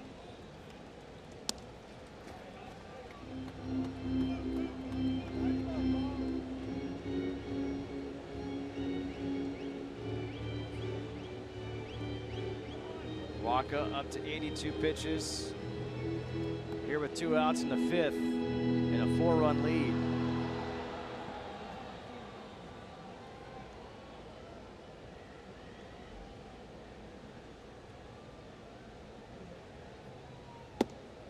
Left it up in the zone, now 3-1.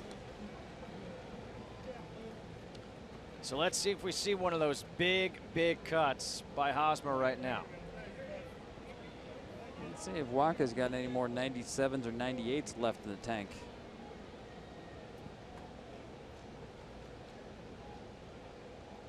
We really have not seen those this inning. Back to off speed.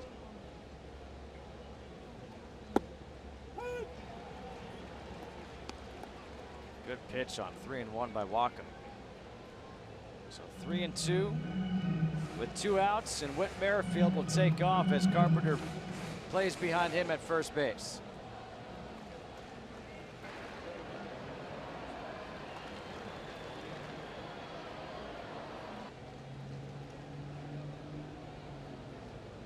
There goes Merrifield, and he'll have to come back and do it again.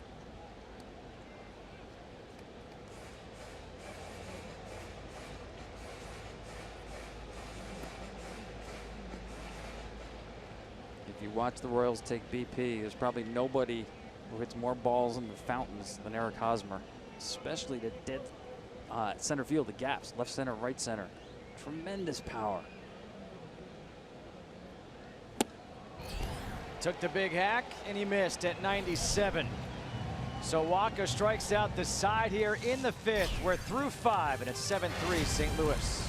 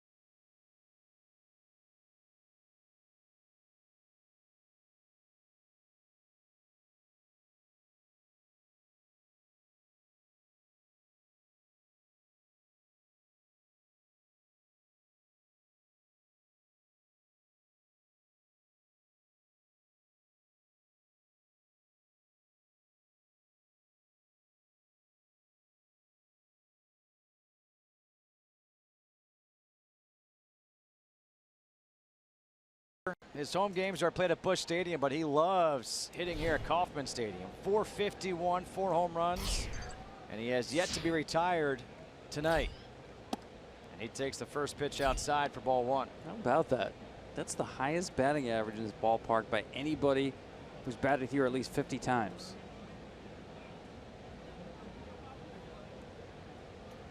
He's got a single, a walk, a hit by a pitch, and a run scored. He's ahead in the count, 2-0.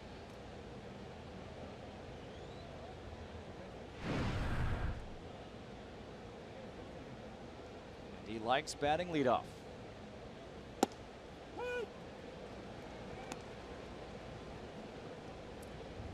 Most walks of any leadoff hitter. Very difficult to get him to chase outside of the zone.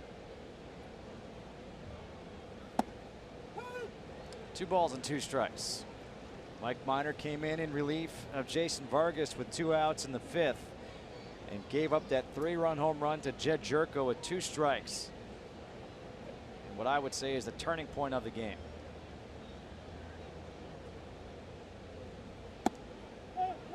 Foul tipped into the mitt of BUTERA. So Carpenter is retired. Grit the Moment, sponsored by Falcon Tires, the official tire of Major League Baseball. YADIER, MOLINA, RANDAL, GRICHUK, and Jed Jerko. All go big fly here at Kauffman Stadium. A 7-3 lead for the Cardinals.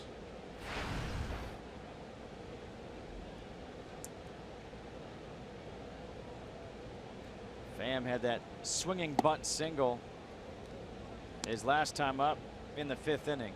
As the Cardinals batted around in the inning, 6 runs on 6 hits.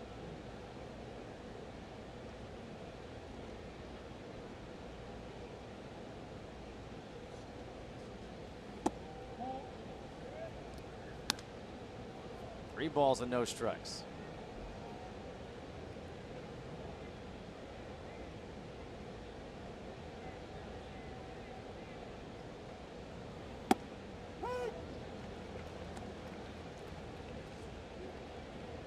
You know, we came on the air tonight talking about surprises. These 2 teams, where they were earlier this year. The fact of the matter is, a surprise is how the Cubs have played this year, how the Indians have played this year. Many people thought those 2 teams would run away with their respective divisions. And because they haven't played the way that everyone thought they were capable of playing, they've allowed these teams to stay in it. And credit both the Cardinals and the Royals for battling and keeping themselves in it. And I agree with you. The way Kansas City especially looked like they got buried early, 10 games under 500. But when you have a team that's won before, a core of the team that's been together for a long time, this is not a young team just coming together and coalescing and trying to establish a culture. It's a very set culture here. That's why there was no panic here.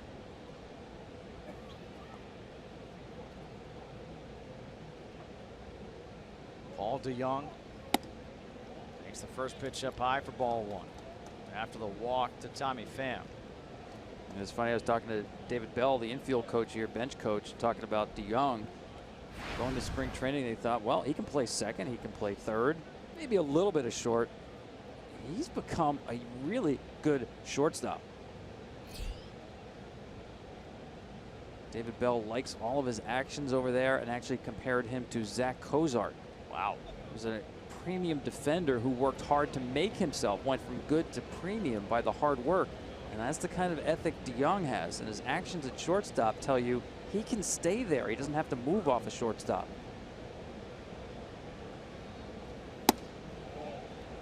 BUTERA will go out to speak to Minor. 2 balls and no strikes. As we continue that talk of the surprises, how about the fact that 2-3 in the order for the Cardinals are Tommy Pham and Paul DeJong? Yeah, 2 guys didn't make the team in spring training, right? Tommy Pham is a great story. At the age of 29, really making a foothold in the big leagues for the first time. A degenerative eye condition has really held him back for years. 3 balls and no strikes.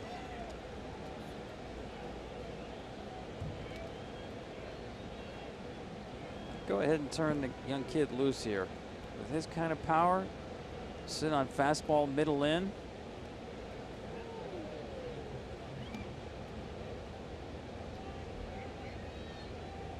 With Minor having some command issues, Neftali Feliz starting to throw in the pen for the Royals.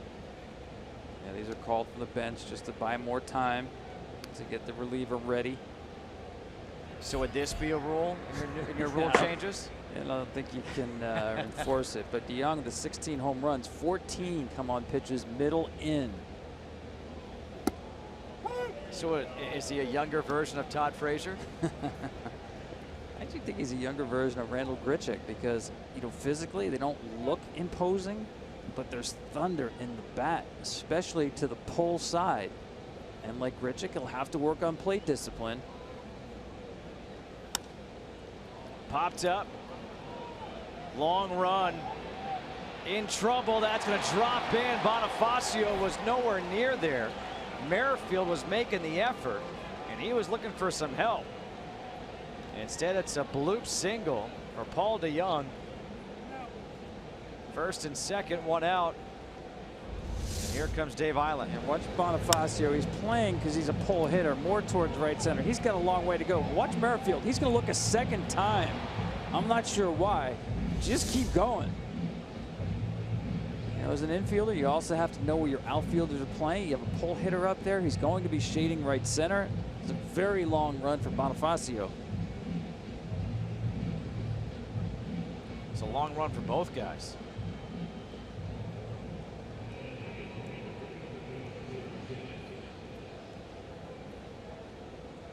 So now it'll bring up Jose Martinez, the only player in the Cardinals batting order without a hit tonight.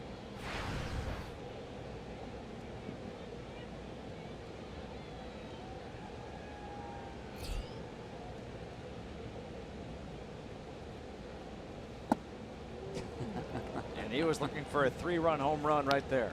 It's like watching somebody dance up there. The feet keep moving, they keep moving, they keep moving, and that is a violent swing.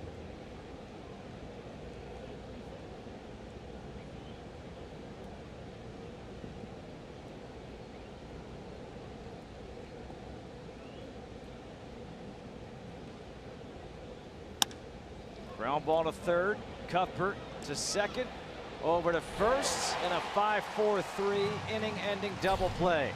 We head to the bottom half of the sixth here in Kansas City. 7-3 St. Louis.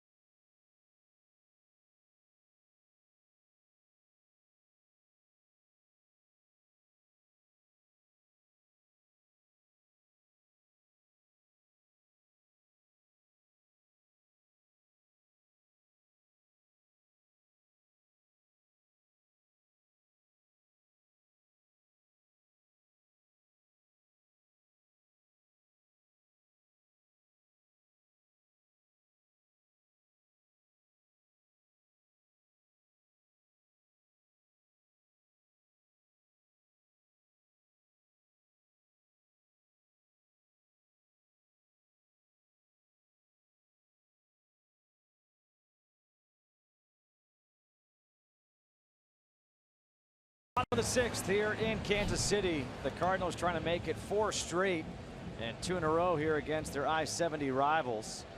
Melky Cabrera to lead things off against Michael Wacha. Wacha right now just hoping to get through 6 innings.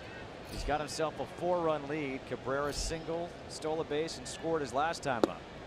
He takes the first pitch for a strike. In the bullpen, warming up is Matt Bowman for the Cardinals, just in case Wacha gets into trouble. His first 2 pitches look good. Yeah, listen, I think it's a big inning for Waka, not because of the score situation, but because, first of all, I love the pitch to end last inning, 97 to Hosmer.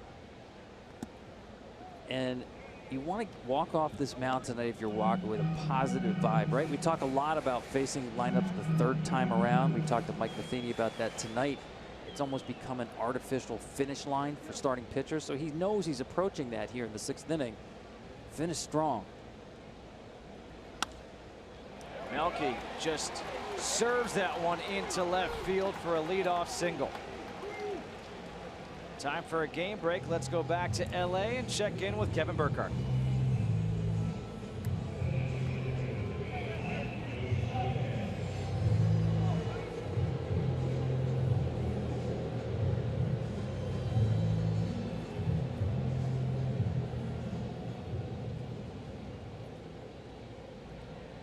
Wow. How about Kluber? Listen, I can tell you about Corey Kluber. Moustakas first pitch, skies one to center. One away. Always have to wait on first pitches to Moose. But Kluber, to me, there's no pitcher in baseball who combines command, velocity, and spin like Corey Kluber. His ability to spin the baseball at high speeds and command it, just exceptional.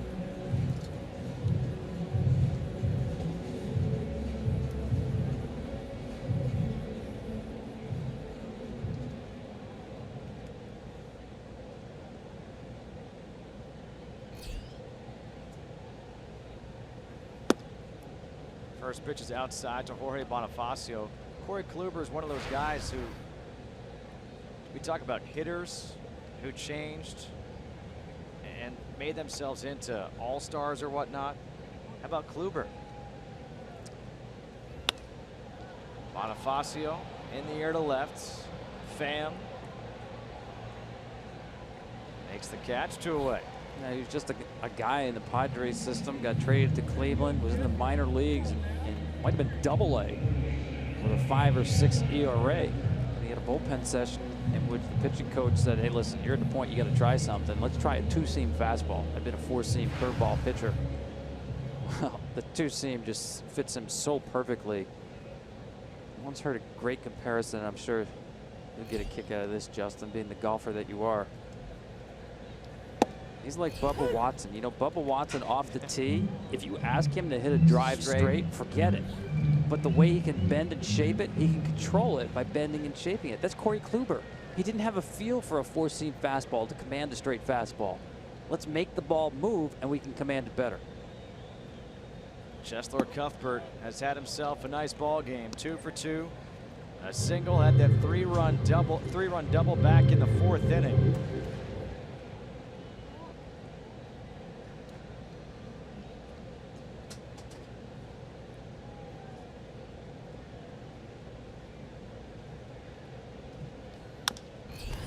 Slow ground ball to third base. Jerko charging on the run, makes the play, and that'll do it here in the 6th. The Waka gets through 6, and the Cardinals lead 7-3.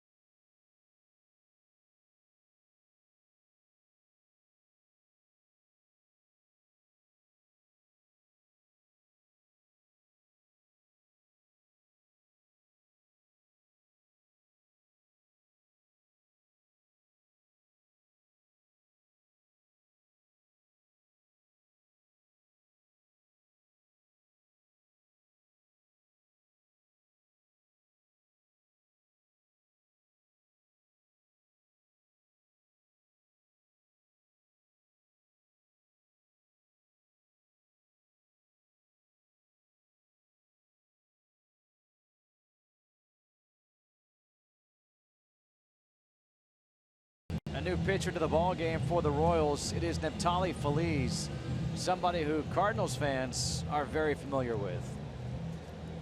Neftali Feliz, the third pitcher on the night for Kansas City.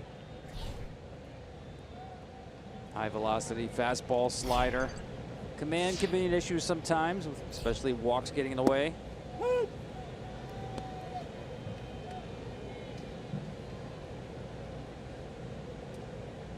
Of course, you speak of that great 2011 Game 6 World Series. How about Feliz and David Freese reuniting as teammates in Pittsburgh? I actually was looking down here at the ballpark, just down below us, saw David Freese jersey.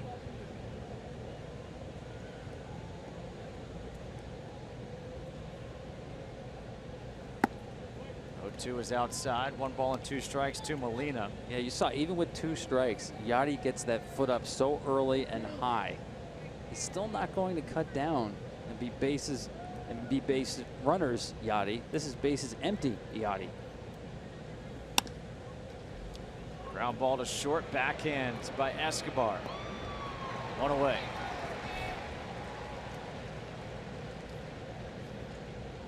Well, Tom, it's been a tough week for baseball already, as Major League Baseball lost a couple of fan favorites.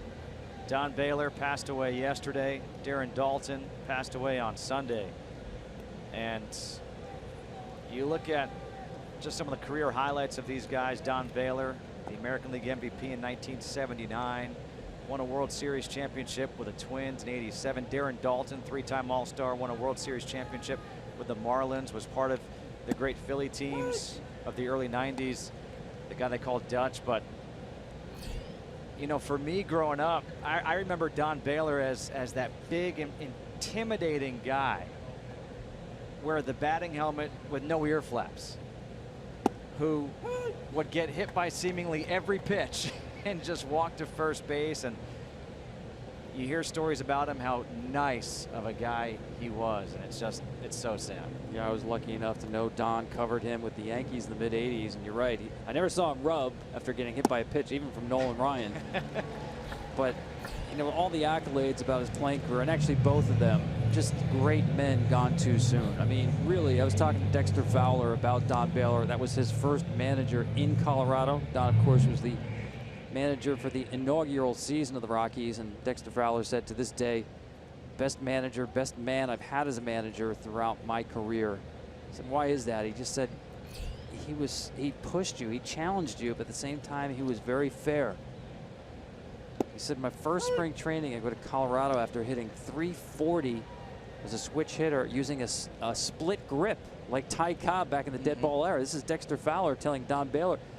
He walks into the cage and Don Baylor says to him, son, lose that grip. You can't hit like that. Fowler's like, I just hit .340. But of course it was Don Baylor, that imposing figure, had just this presence about him. You didn't dare challenge him or question him. And there are a lot of heavy hearts around the baseball world for both Don Baylor and Darren Daulton. Up and in. Heavy hearts here in Kansas City. Mike Swanson, the great PR director for the Kansas City Royals. He was the PR director for the Rockies with Don Baylor when he was the manager there, and he's going to be attending the funeral Saturday in Austin, Texas. But thoughts and prayers to the family of Don Baylor and Darren Daulton. A lot of people thinking about those two guys around baseball this week.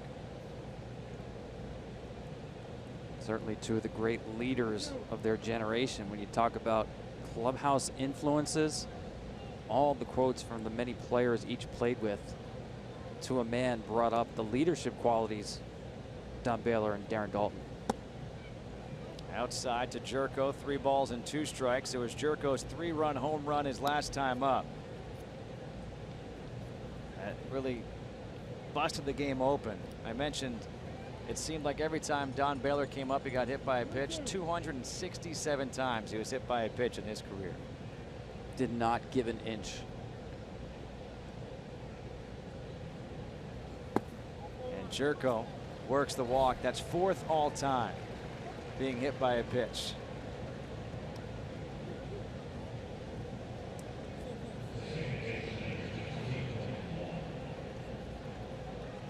2-out walk to Jed Jerko brings up Colton Wong, who had an infield single his last time up. 7-3 here, top of the 7th inning. Cardinals lead the Royals.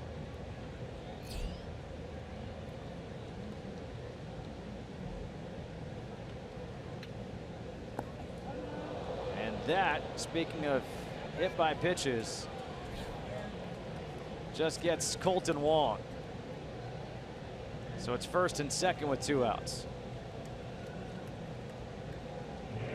Well, this is what you get with Neftali Feliz. Slider, first pitch, just trying to get it over for a strike and just pulls it. Hits the dirt first. And then the front foot of Colton Wong. See, those are the type of hit by pitches you want to take. Yes. The ones by Nolan Ryan, you do not want to take. No. In fact, that's why Mike Moustakas not in the lineup playing third base tonight, playing DH rather than third, because he got hit by a pitch from Bruce Rondon that must have been almost 100 miles an hour on the thigh. Randal Grichuk takes the pitch high and outside for ball 1. Neftali Feliz, I mentioned, you know, how Cardinal fans were familiar. You brought up the 2011 World Series, and obviously that's what we were referring to, but he's never been the same since.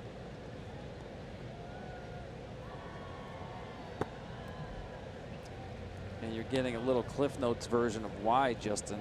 You know, you love the 97, but when I talked about the command being an issue, you're seeing it right here, this sequence here. Walk, hit by pitch, fall behind 2-0 to a really good fastball hitter.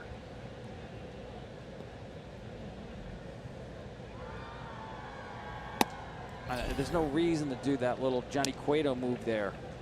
You know, that last pitch, you're struggling to find the strike zone. The runners are not going anywhere right here. You've got 2 outs. You need to bear down and throw a strike. And he's going to feint to second base to Jed Jerko. You got to concentrate on the strike zone right here.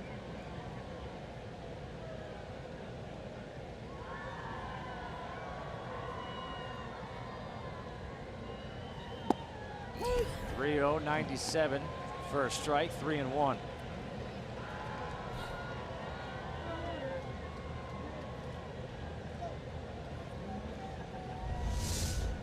This is 2 pitches ago.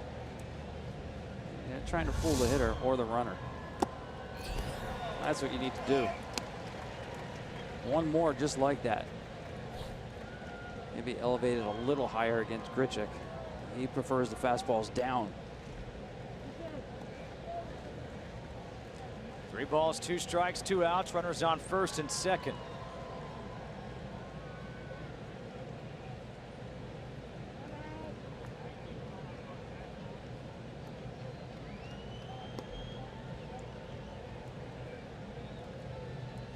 Wong at first, Jerko at second. Wong was hit by a pitch. Jerko walked, all with 2 outs here.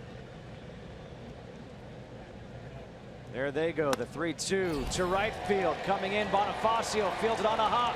Here comes Jerko. The throw home is up the line. Feliz gets a piece of it. That's going to allow Wong to score.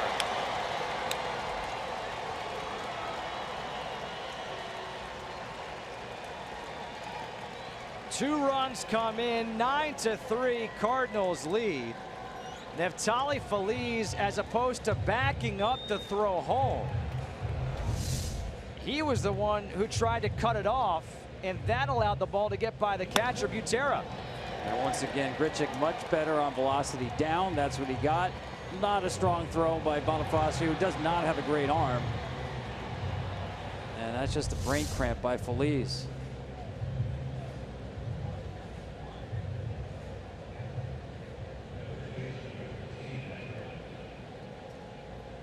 It's going to be a single, E9, 1 RBI for Randal Grichuk.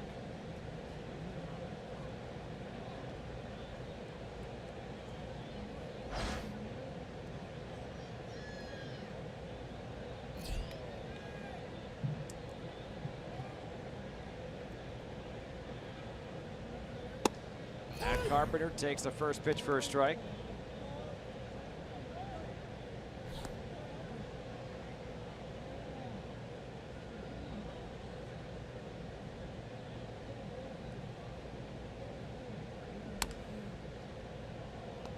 No balls and 2 strikes.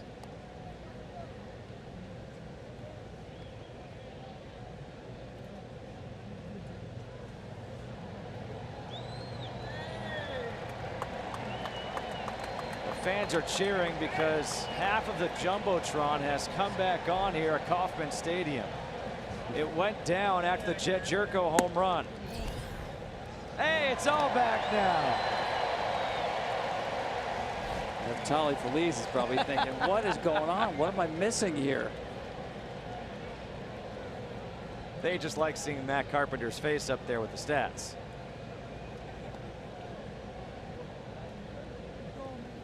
One, two, ripped into right field. That will score another run. Here comes GRICHUK.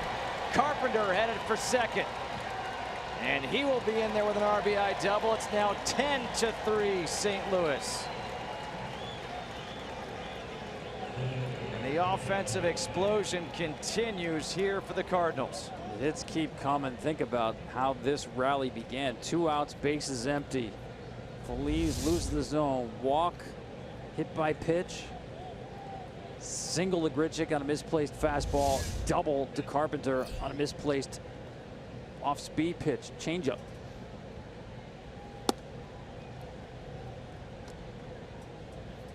Tommy Pham takes the first pitch outside.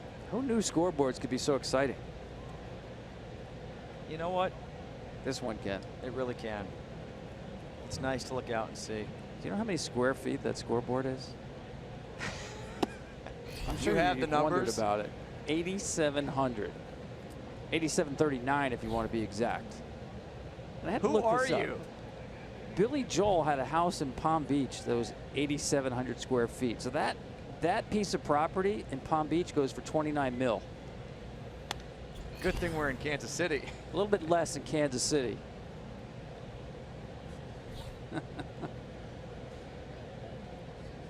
I mean, I don't know. If you're talking about, you know, views. It's true. Free baseball. That has a view of the ballpark. And Billy Joel probably had a view of the beach. I don't know.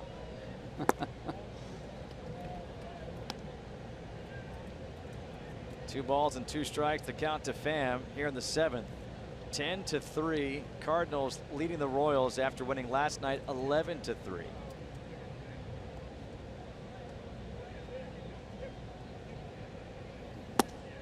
And Pham will strike out to end the inning. But 3 more runs in the inning, and it's 10-3 stretch time here in KC.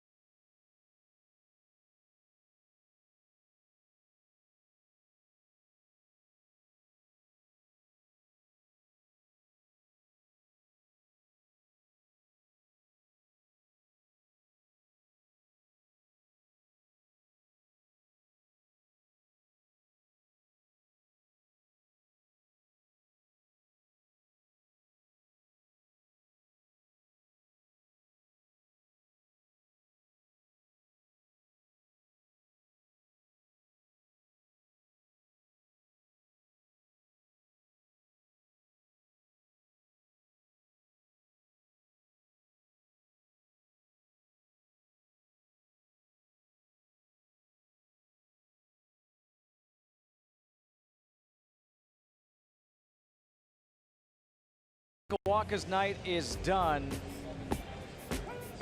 And Tom, he was pretty good tonight. He was really good. The stuff was electric, especially the fastball. I mean, that's what you really like to see.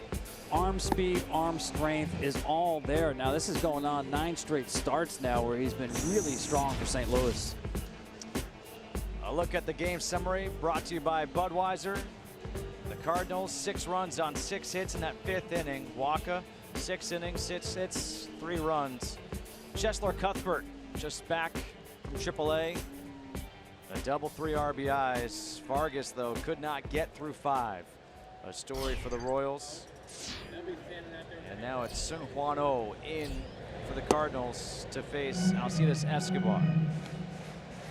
The numbers on O: 1-5, a 3.49 ERA, 49 innings, 12 walks, 48 strikeouts.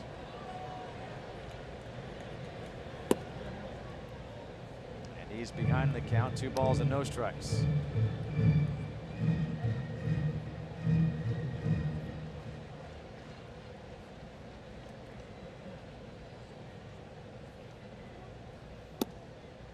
There's a strike, 2-1. You don't often see relief pitchers come into a game these days and pitch from a full windup, but O does because it's part of his deception to a hitter. I'll give you different looks, and he hides the ball very well. That fastball gets on you. And his favorite combo platter is the slider coming behind the fastball. Try to pick up the baseball. He keeps it behind his back, and he's got the quick arm action. And that 93 gets on you. Escobar looking for his first hit of the night. Stays alive, 2-2.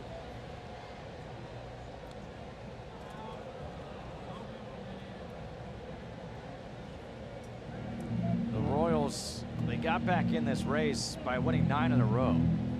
But since that 9-game winning streak, 3-7. Yeah, I mean, this is a team that's a comeback team.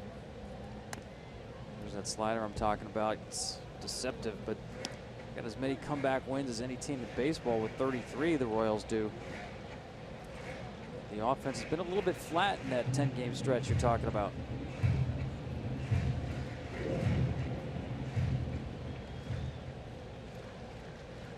Yadier says no panic, though.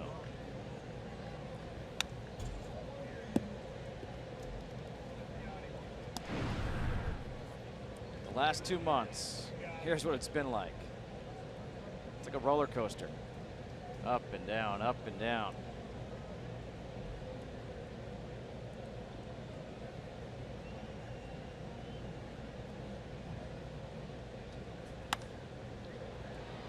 In the air, right center.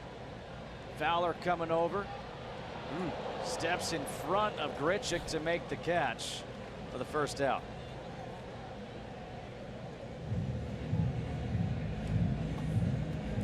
Well, center fielder's got priority, and Dexter's going to run a long way.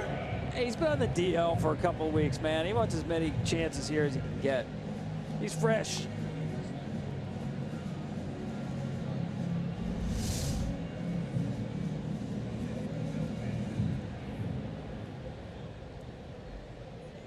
Drew BUTERA, 1 for 2, a single and a strikeout.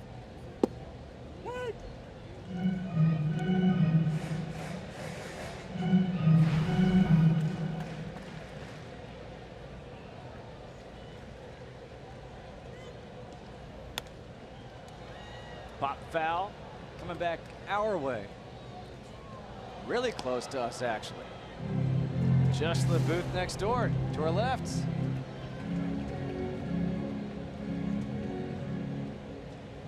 Maybe had our statistician Ed Svita reached out, he could have made a play, but nope, wasn't even going to make an effort.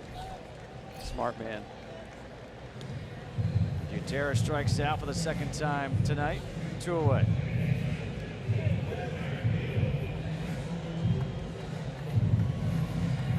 Whit Merrifield singled his last time up. There's a great story about his dad, Bill. Came as close to being a major leaguer without being one of anybody I've ever heard of. He came up in the Angels organization, his dad did. Bill, he actually played for Joe Madden at Midland One day, late in August, in the 90s, got traded to the Pirates for Johnny Ray. Now, Bill had been a 5-year minor leaguer. They fly him to Pittsburgh. He's going to play in the major leagues. He gets to Pittsburgh. The equipment manager says, "You're playing first base tonight." He goes through batting practice. It rains 45 minutes. At the end of the rain delay, the equipment manager says, "Jim Leyland wants to see you," the Pirates manager. He walks into the manager's office and Leyland tells him, "You're going to instructional league." What? He went from starting and making his major league debut to going to the instructional league. The next year, he wound up in the Texas Rangers organization at 26 and having his first child. He quit baseball. Wow. Never got to the big leagues. .270 minor league career hitter. And now his son lines out to shortstop Paul DeJong. And that'll do it here in the 7th. We head to the 8th, 10-3 Cardinals.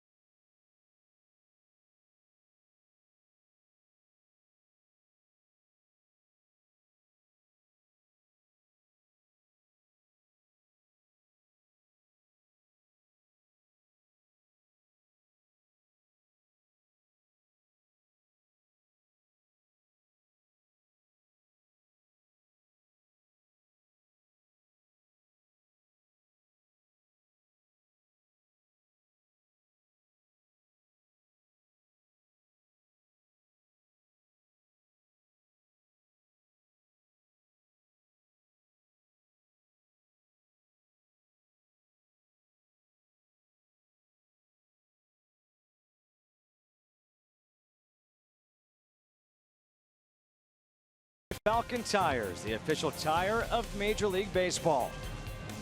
We roll into the 8th inning here in Kansas City, 10-3. Cardinals lead the Royals. A couple of changes here for Kansas City. A new pitcher on the hill. It is Brandon Maurer.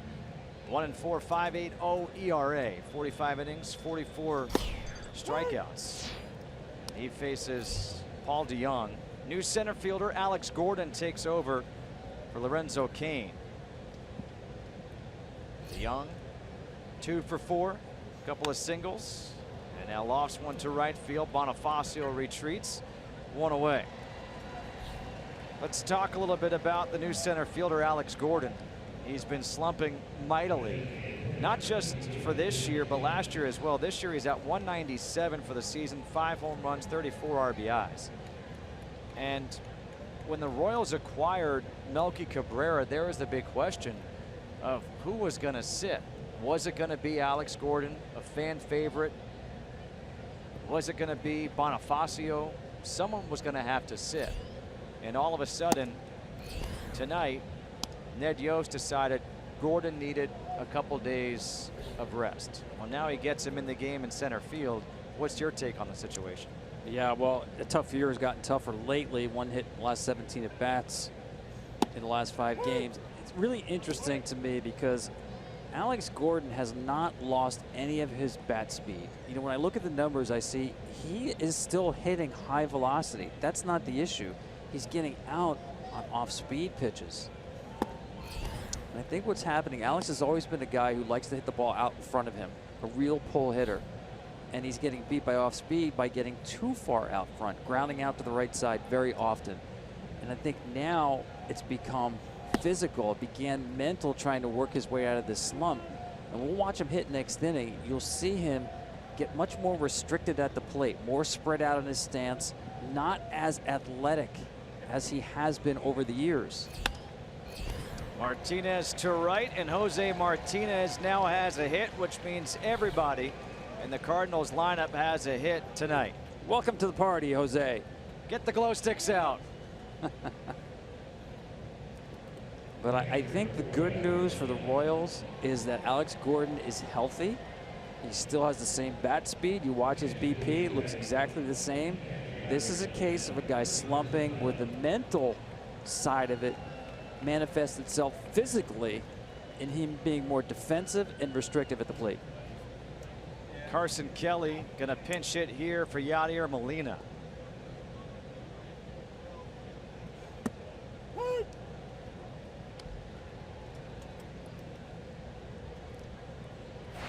Carson Kelly has played in 8 games, 2 for 16 so far this year.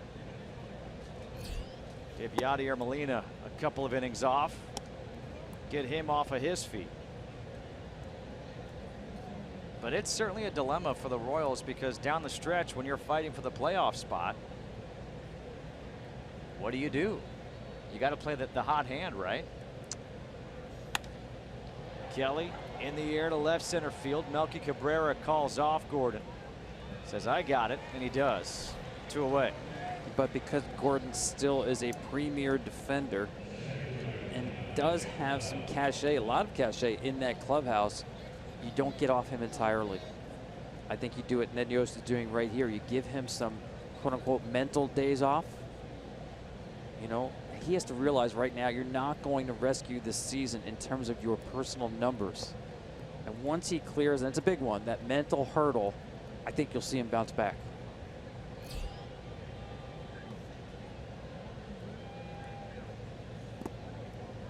Good block by Butera. 1 ball, no strikes to Dexter Fowler. Fowler 2 for 4. A couple of doubles, a run scored, a fly out to left, and a strikeout. And now a foul ball, 1 ball and 1 strike.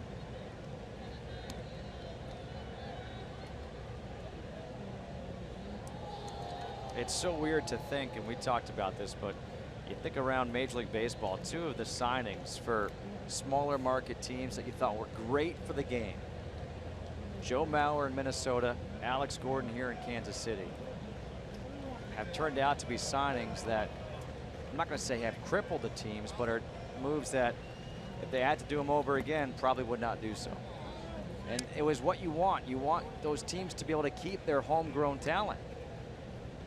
Yeah, I do think there's enhanced value for those type of players, the Gordons, the Mauers. Kansas City will go through that this offseason with a few of them, right? With Escobar and Hosmer. So I think a lot of decisions, I don't want to say they're emotional, but you do have a greater investment in the players that you raise to be major league players. Harder to walk away from those guys. Especially those guys who help lead you to a championship.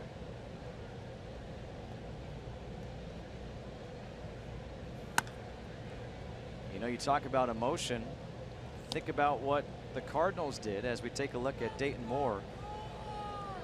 The Cardinals didn't sign Albert Pujols. They gave him that 1 big contract, but they didn't give him that 2nd big contract. They let him go so they could sign Yadier Molina, so they could sign Adam Wainwright.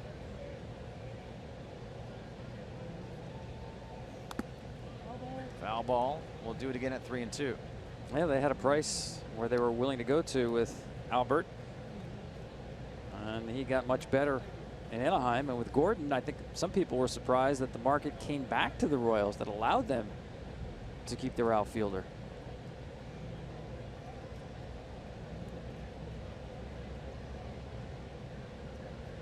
Jose Martinez will get a running start at first as the pitch misses low and inside. A 2-out walk to Dexter Fowler.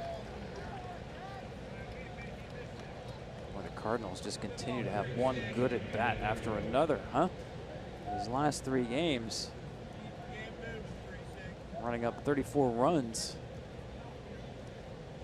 There is a lot of confidence growing in that team right now, up and down the lineup.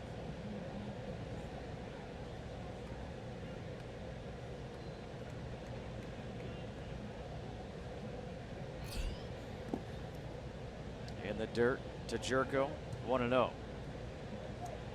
This was the big swing in the game in that 5th inning. 2 strikes, and he just tattooed that ball. You call it before that at bat. Such a big sequence.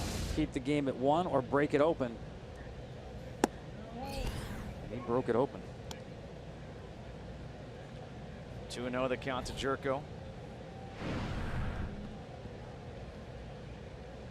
How about that? Wow. Tying a franchise modern record.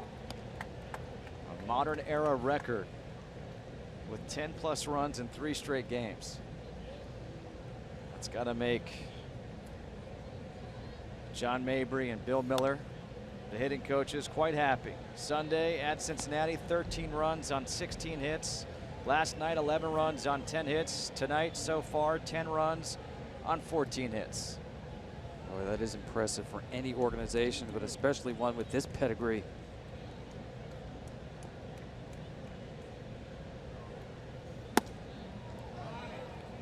Down low, 3 balls and 2 strikes. So another full count, and that will give the runners a head start.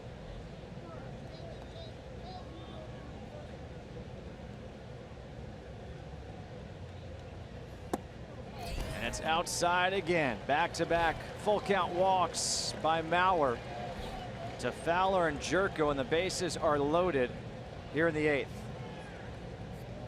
Just another quality at bat. I was so impressed with Jerko taking that 2-2 slider. Wasn't off the plate by very much.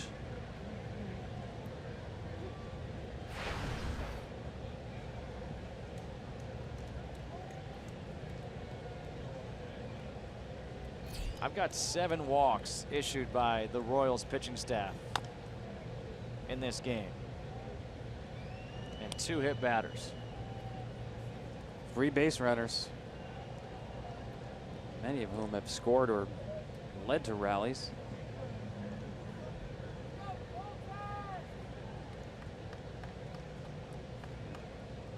A couple of wild pitches on top of all that. Long out in front of that off-speed pitch. 0-2. Martinez at third, Fowler at second, and Jerko at first. All those free base runners and 14 hits. And that's added up to 10 runs.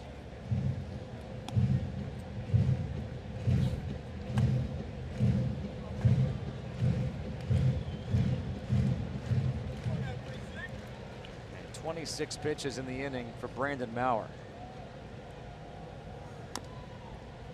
And Wong just stays alive.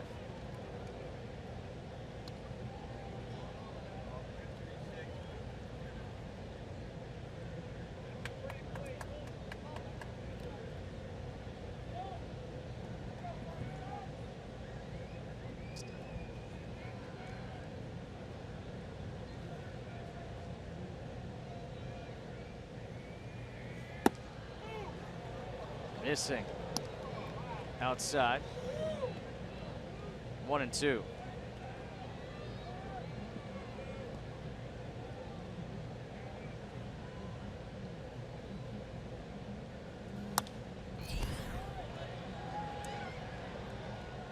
We can almost see the confidence in their faces, huh? Hey, how about that? A police officer got the foul ball, and he gives it away. Thank you for your service. Absolutely. And your defensive abilities.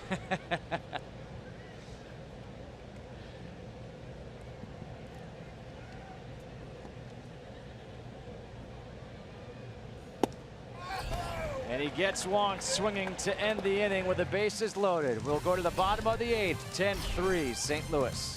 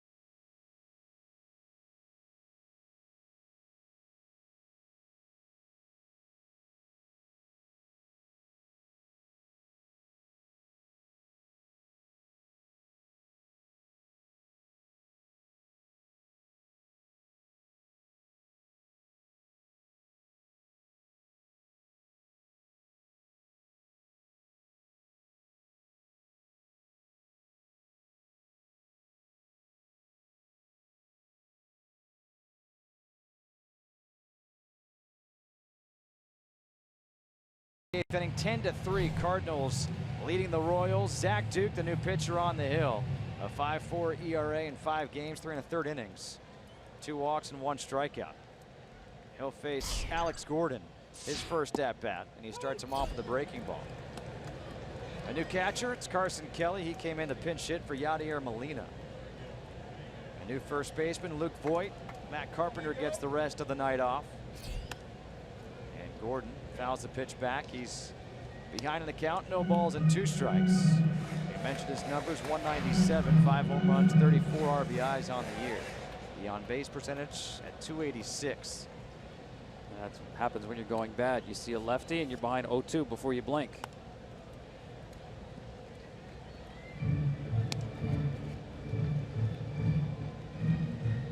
I talked about Alex's stance and spread out a little bit more, a little more bend in the knees. In his best days, more athletic, a little more upright.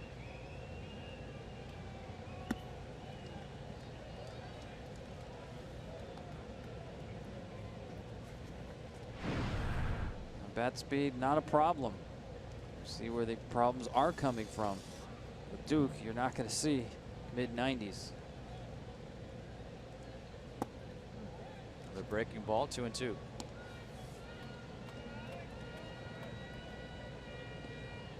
And you know everybody is rooting for him. I mean, they just want to see him get something positive going.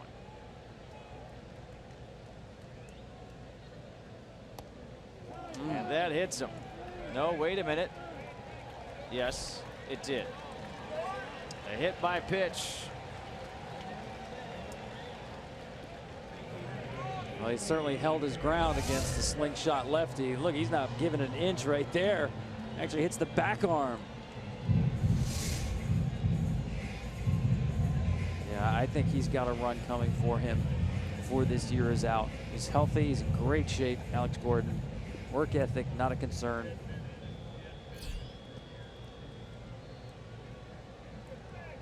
Another lefty, and Eric Hosmer now at the plate. And Hosmer takes the first pitch fastball, first strike. Hosmer looking for his first hit. Did walk and score a run back in the 4th. Has also struck out and grounded out.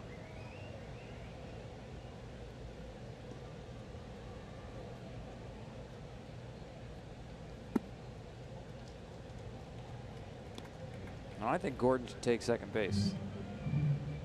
They're not holding him on. I know it's a 7-run game. But if they're not going to defend it, they're giving you the base, and take the base.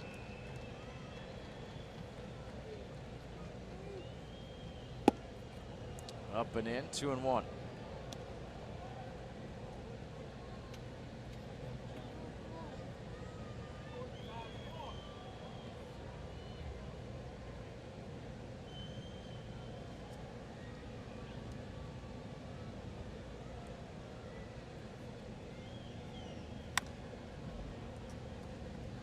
Two balls and 2 strikes here to Hosmer. Again, tomorrow night, these two teams will be in St. Louis. Trevor Cahill against Mike Leake. Then Thursday, Jason Hamill against Lance Lynn. The Cardinals trying to make it 4 in a row. Trying to move a game above 500 for the first time since June 1st. Hosmer just serves one out to center. Fowler's right there. 1 away. Saturday, Aaron Judge looks to continue his incredible rookie season as he leads the Yankee attack against Mookie Betts and the Red Sox. Major League Baseball, Saturday at 3:30 Eastern, right here on FS1. It's crazy how things have changed. You're promoting a Yankee Red Sox game, and it's Aaron Judge and Mookie Betts.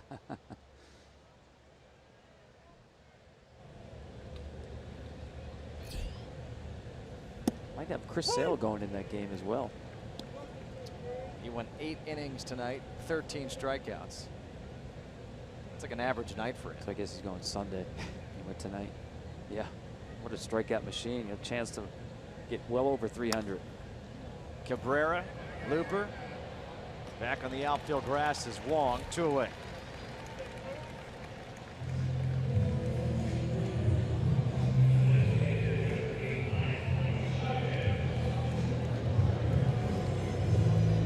Nunez Alcides, what a pickup he's been for Boston. Another 3 hits tonight. A jolt of energy, especially with Pedroia with that knee injury. Nunez is playing a very big role for Boston.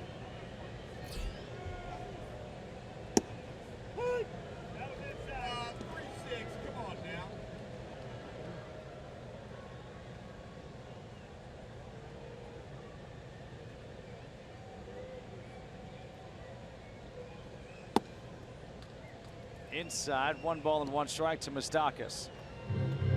I enjoyed talking to him yesterday about his whole hitting approach and how he talked about that first pitch selection. And it wasn't looking for a pitch, but looking for an area. Gets into one to center field. Fowler going back, has room by the warning track, makes the catch. And this game moves to the 9th with the Cardinals leading the Royals 10-3.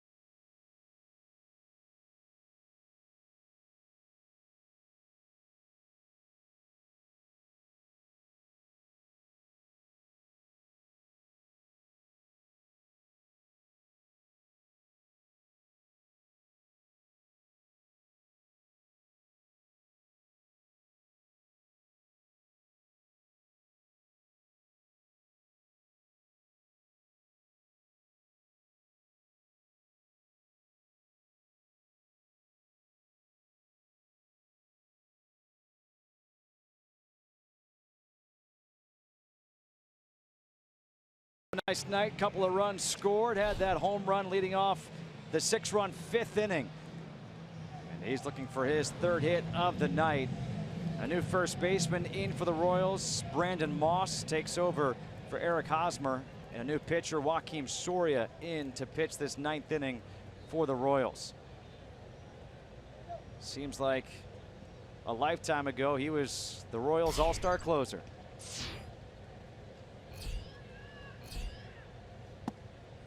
And he starts Randal Grichuk off with a strike.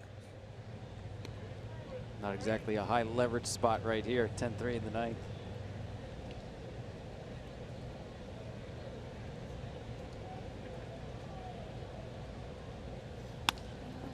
Ground ball, 3rd base, Cuthbert. 1 away.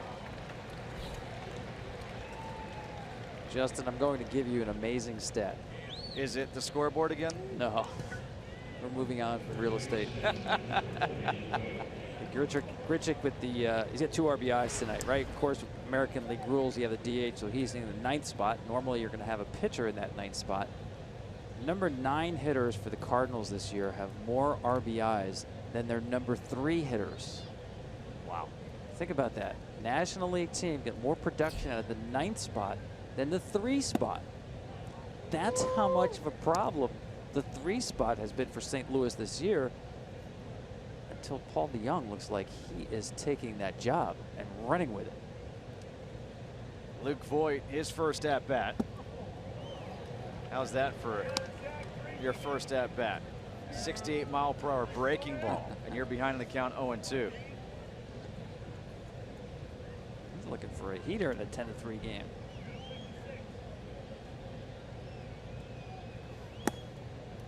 Dirt, 1-2. Well, I mean, if you look up and down the lineup, for really both teams, the RBI totals just aren't there.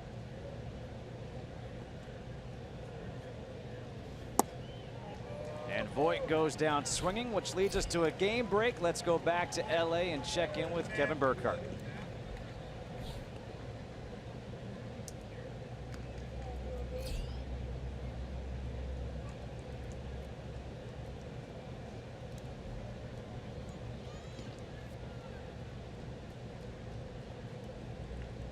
So a little tease about what's coming up on the whip around. Tommy Pham, swing and a miss, 0-1. Who has more energy, Dontrelle or Swish? I don't know. That's a lot for KB to handle in there. 1 ball and 1 strike here to Pham.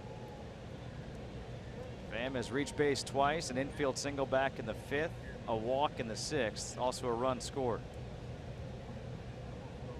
10-3, Cardinals leading here, top of the 9th inning. Pham to left, off the end of the bat. Melky is there, and it's a 1-2-3 inning worked by Soria. We go to the bottom half of the 9th. Last ups for the Royals, trailing by 7.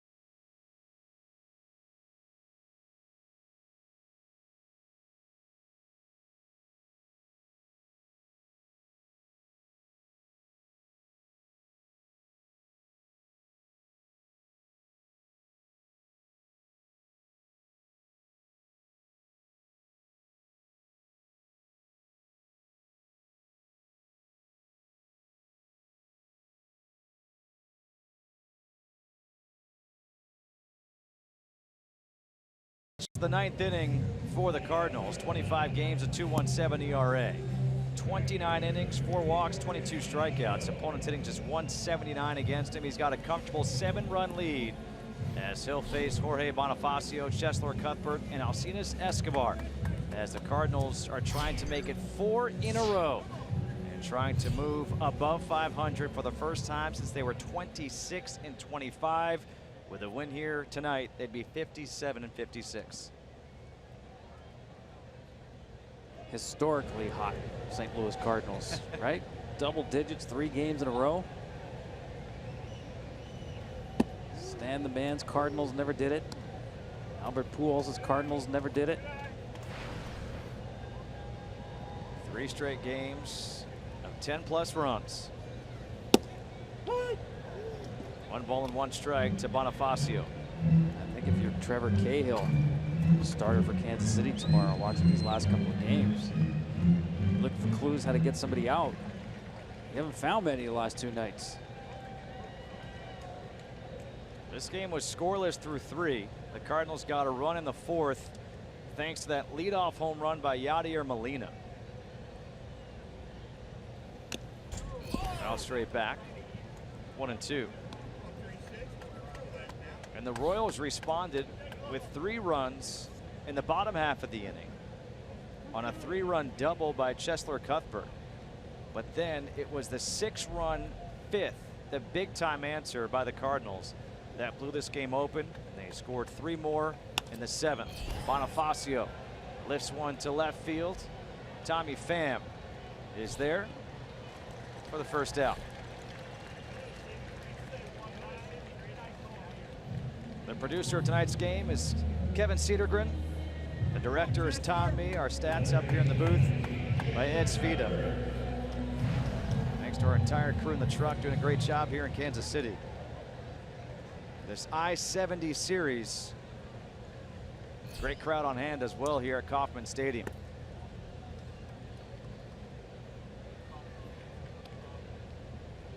Cheslor Cuthbert singled his first time up, a 3-run double back in the 4th, as I just mentioned, and a ground out to 3rd, 2 for 3.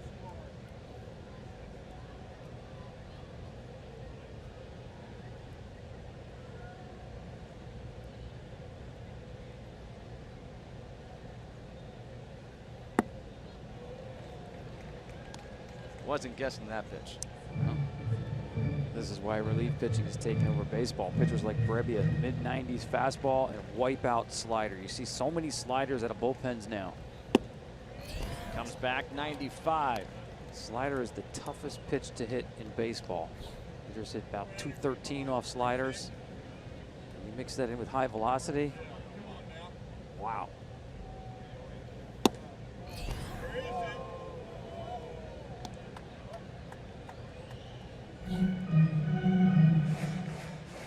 $37,267 here at Kauffman Stadium tonight.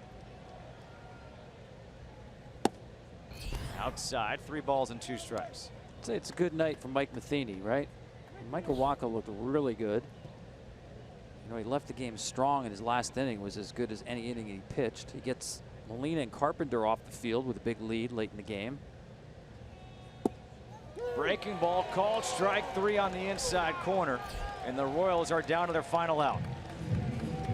Not sure he meant to do it, but that backup front door breaking ball, no, he's trying to go away with it. That freezes right-handed hitters about 90% of the time. He's just not used to seeing the ball in like that, coming back over the plate. Conversely, not good news for Ned Yost and the Royals, with Vargas giving up 6 runs in 4 2/3 innings. The 6 runs ties a season high, 3rd time he's done it. And you wonder, can he reverse this trend? When he got up to that great start, made his first All-Star team, Escobar chased the high fastball. That's a great point, because you know, you just don't take this Vargas start in a vacuum. It's the last 5 of them. And how important has he been? Well, the Royals have 15 wins when he starts. And in the American League, only the Red Sox with Sale have more wins behind one pitcher. So they're used to winning when he's on the mound for them. Not lately.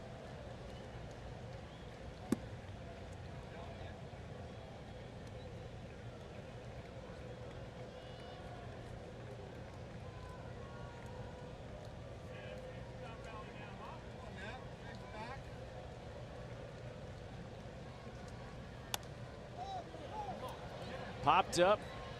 Foul territory. That should reach the seats, and it does. 2 balls and 2 strikes.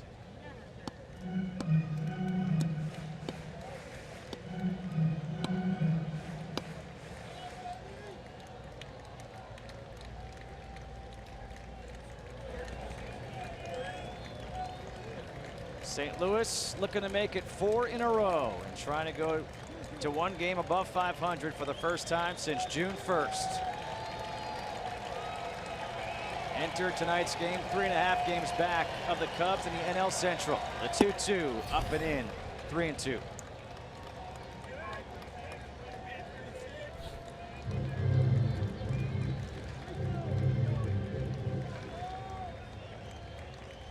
Home runs by Molina, GRICHUK, Jerko.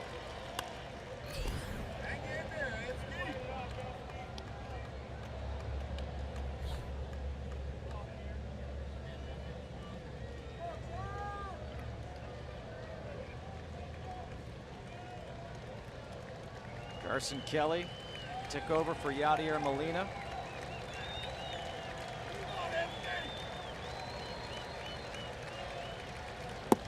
Gets him with a breaking ball. 4 in a row for the Cardinals. They move to 57 and 56.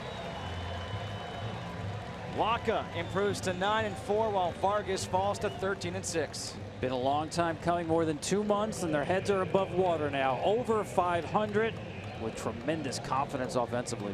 For Tom Verducci and our entire crew here in Kansas City, I'm Justin Kutcher saying so long. Let's get you out to LA. KB, Dontrell, Swish for the MLB Whip Around.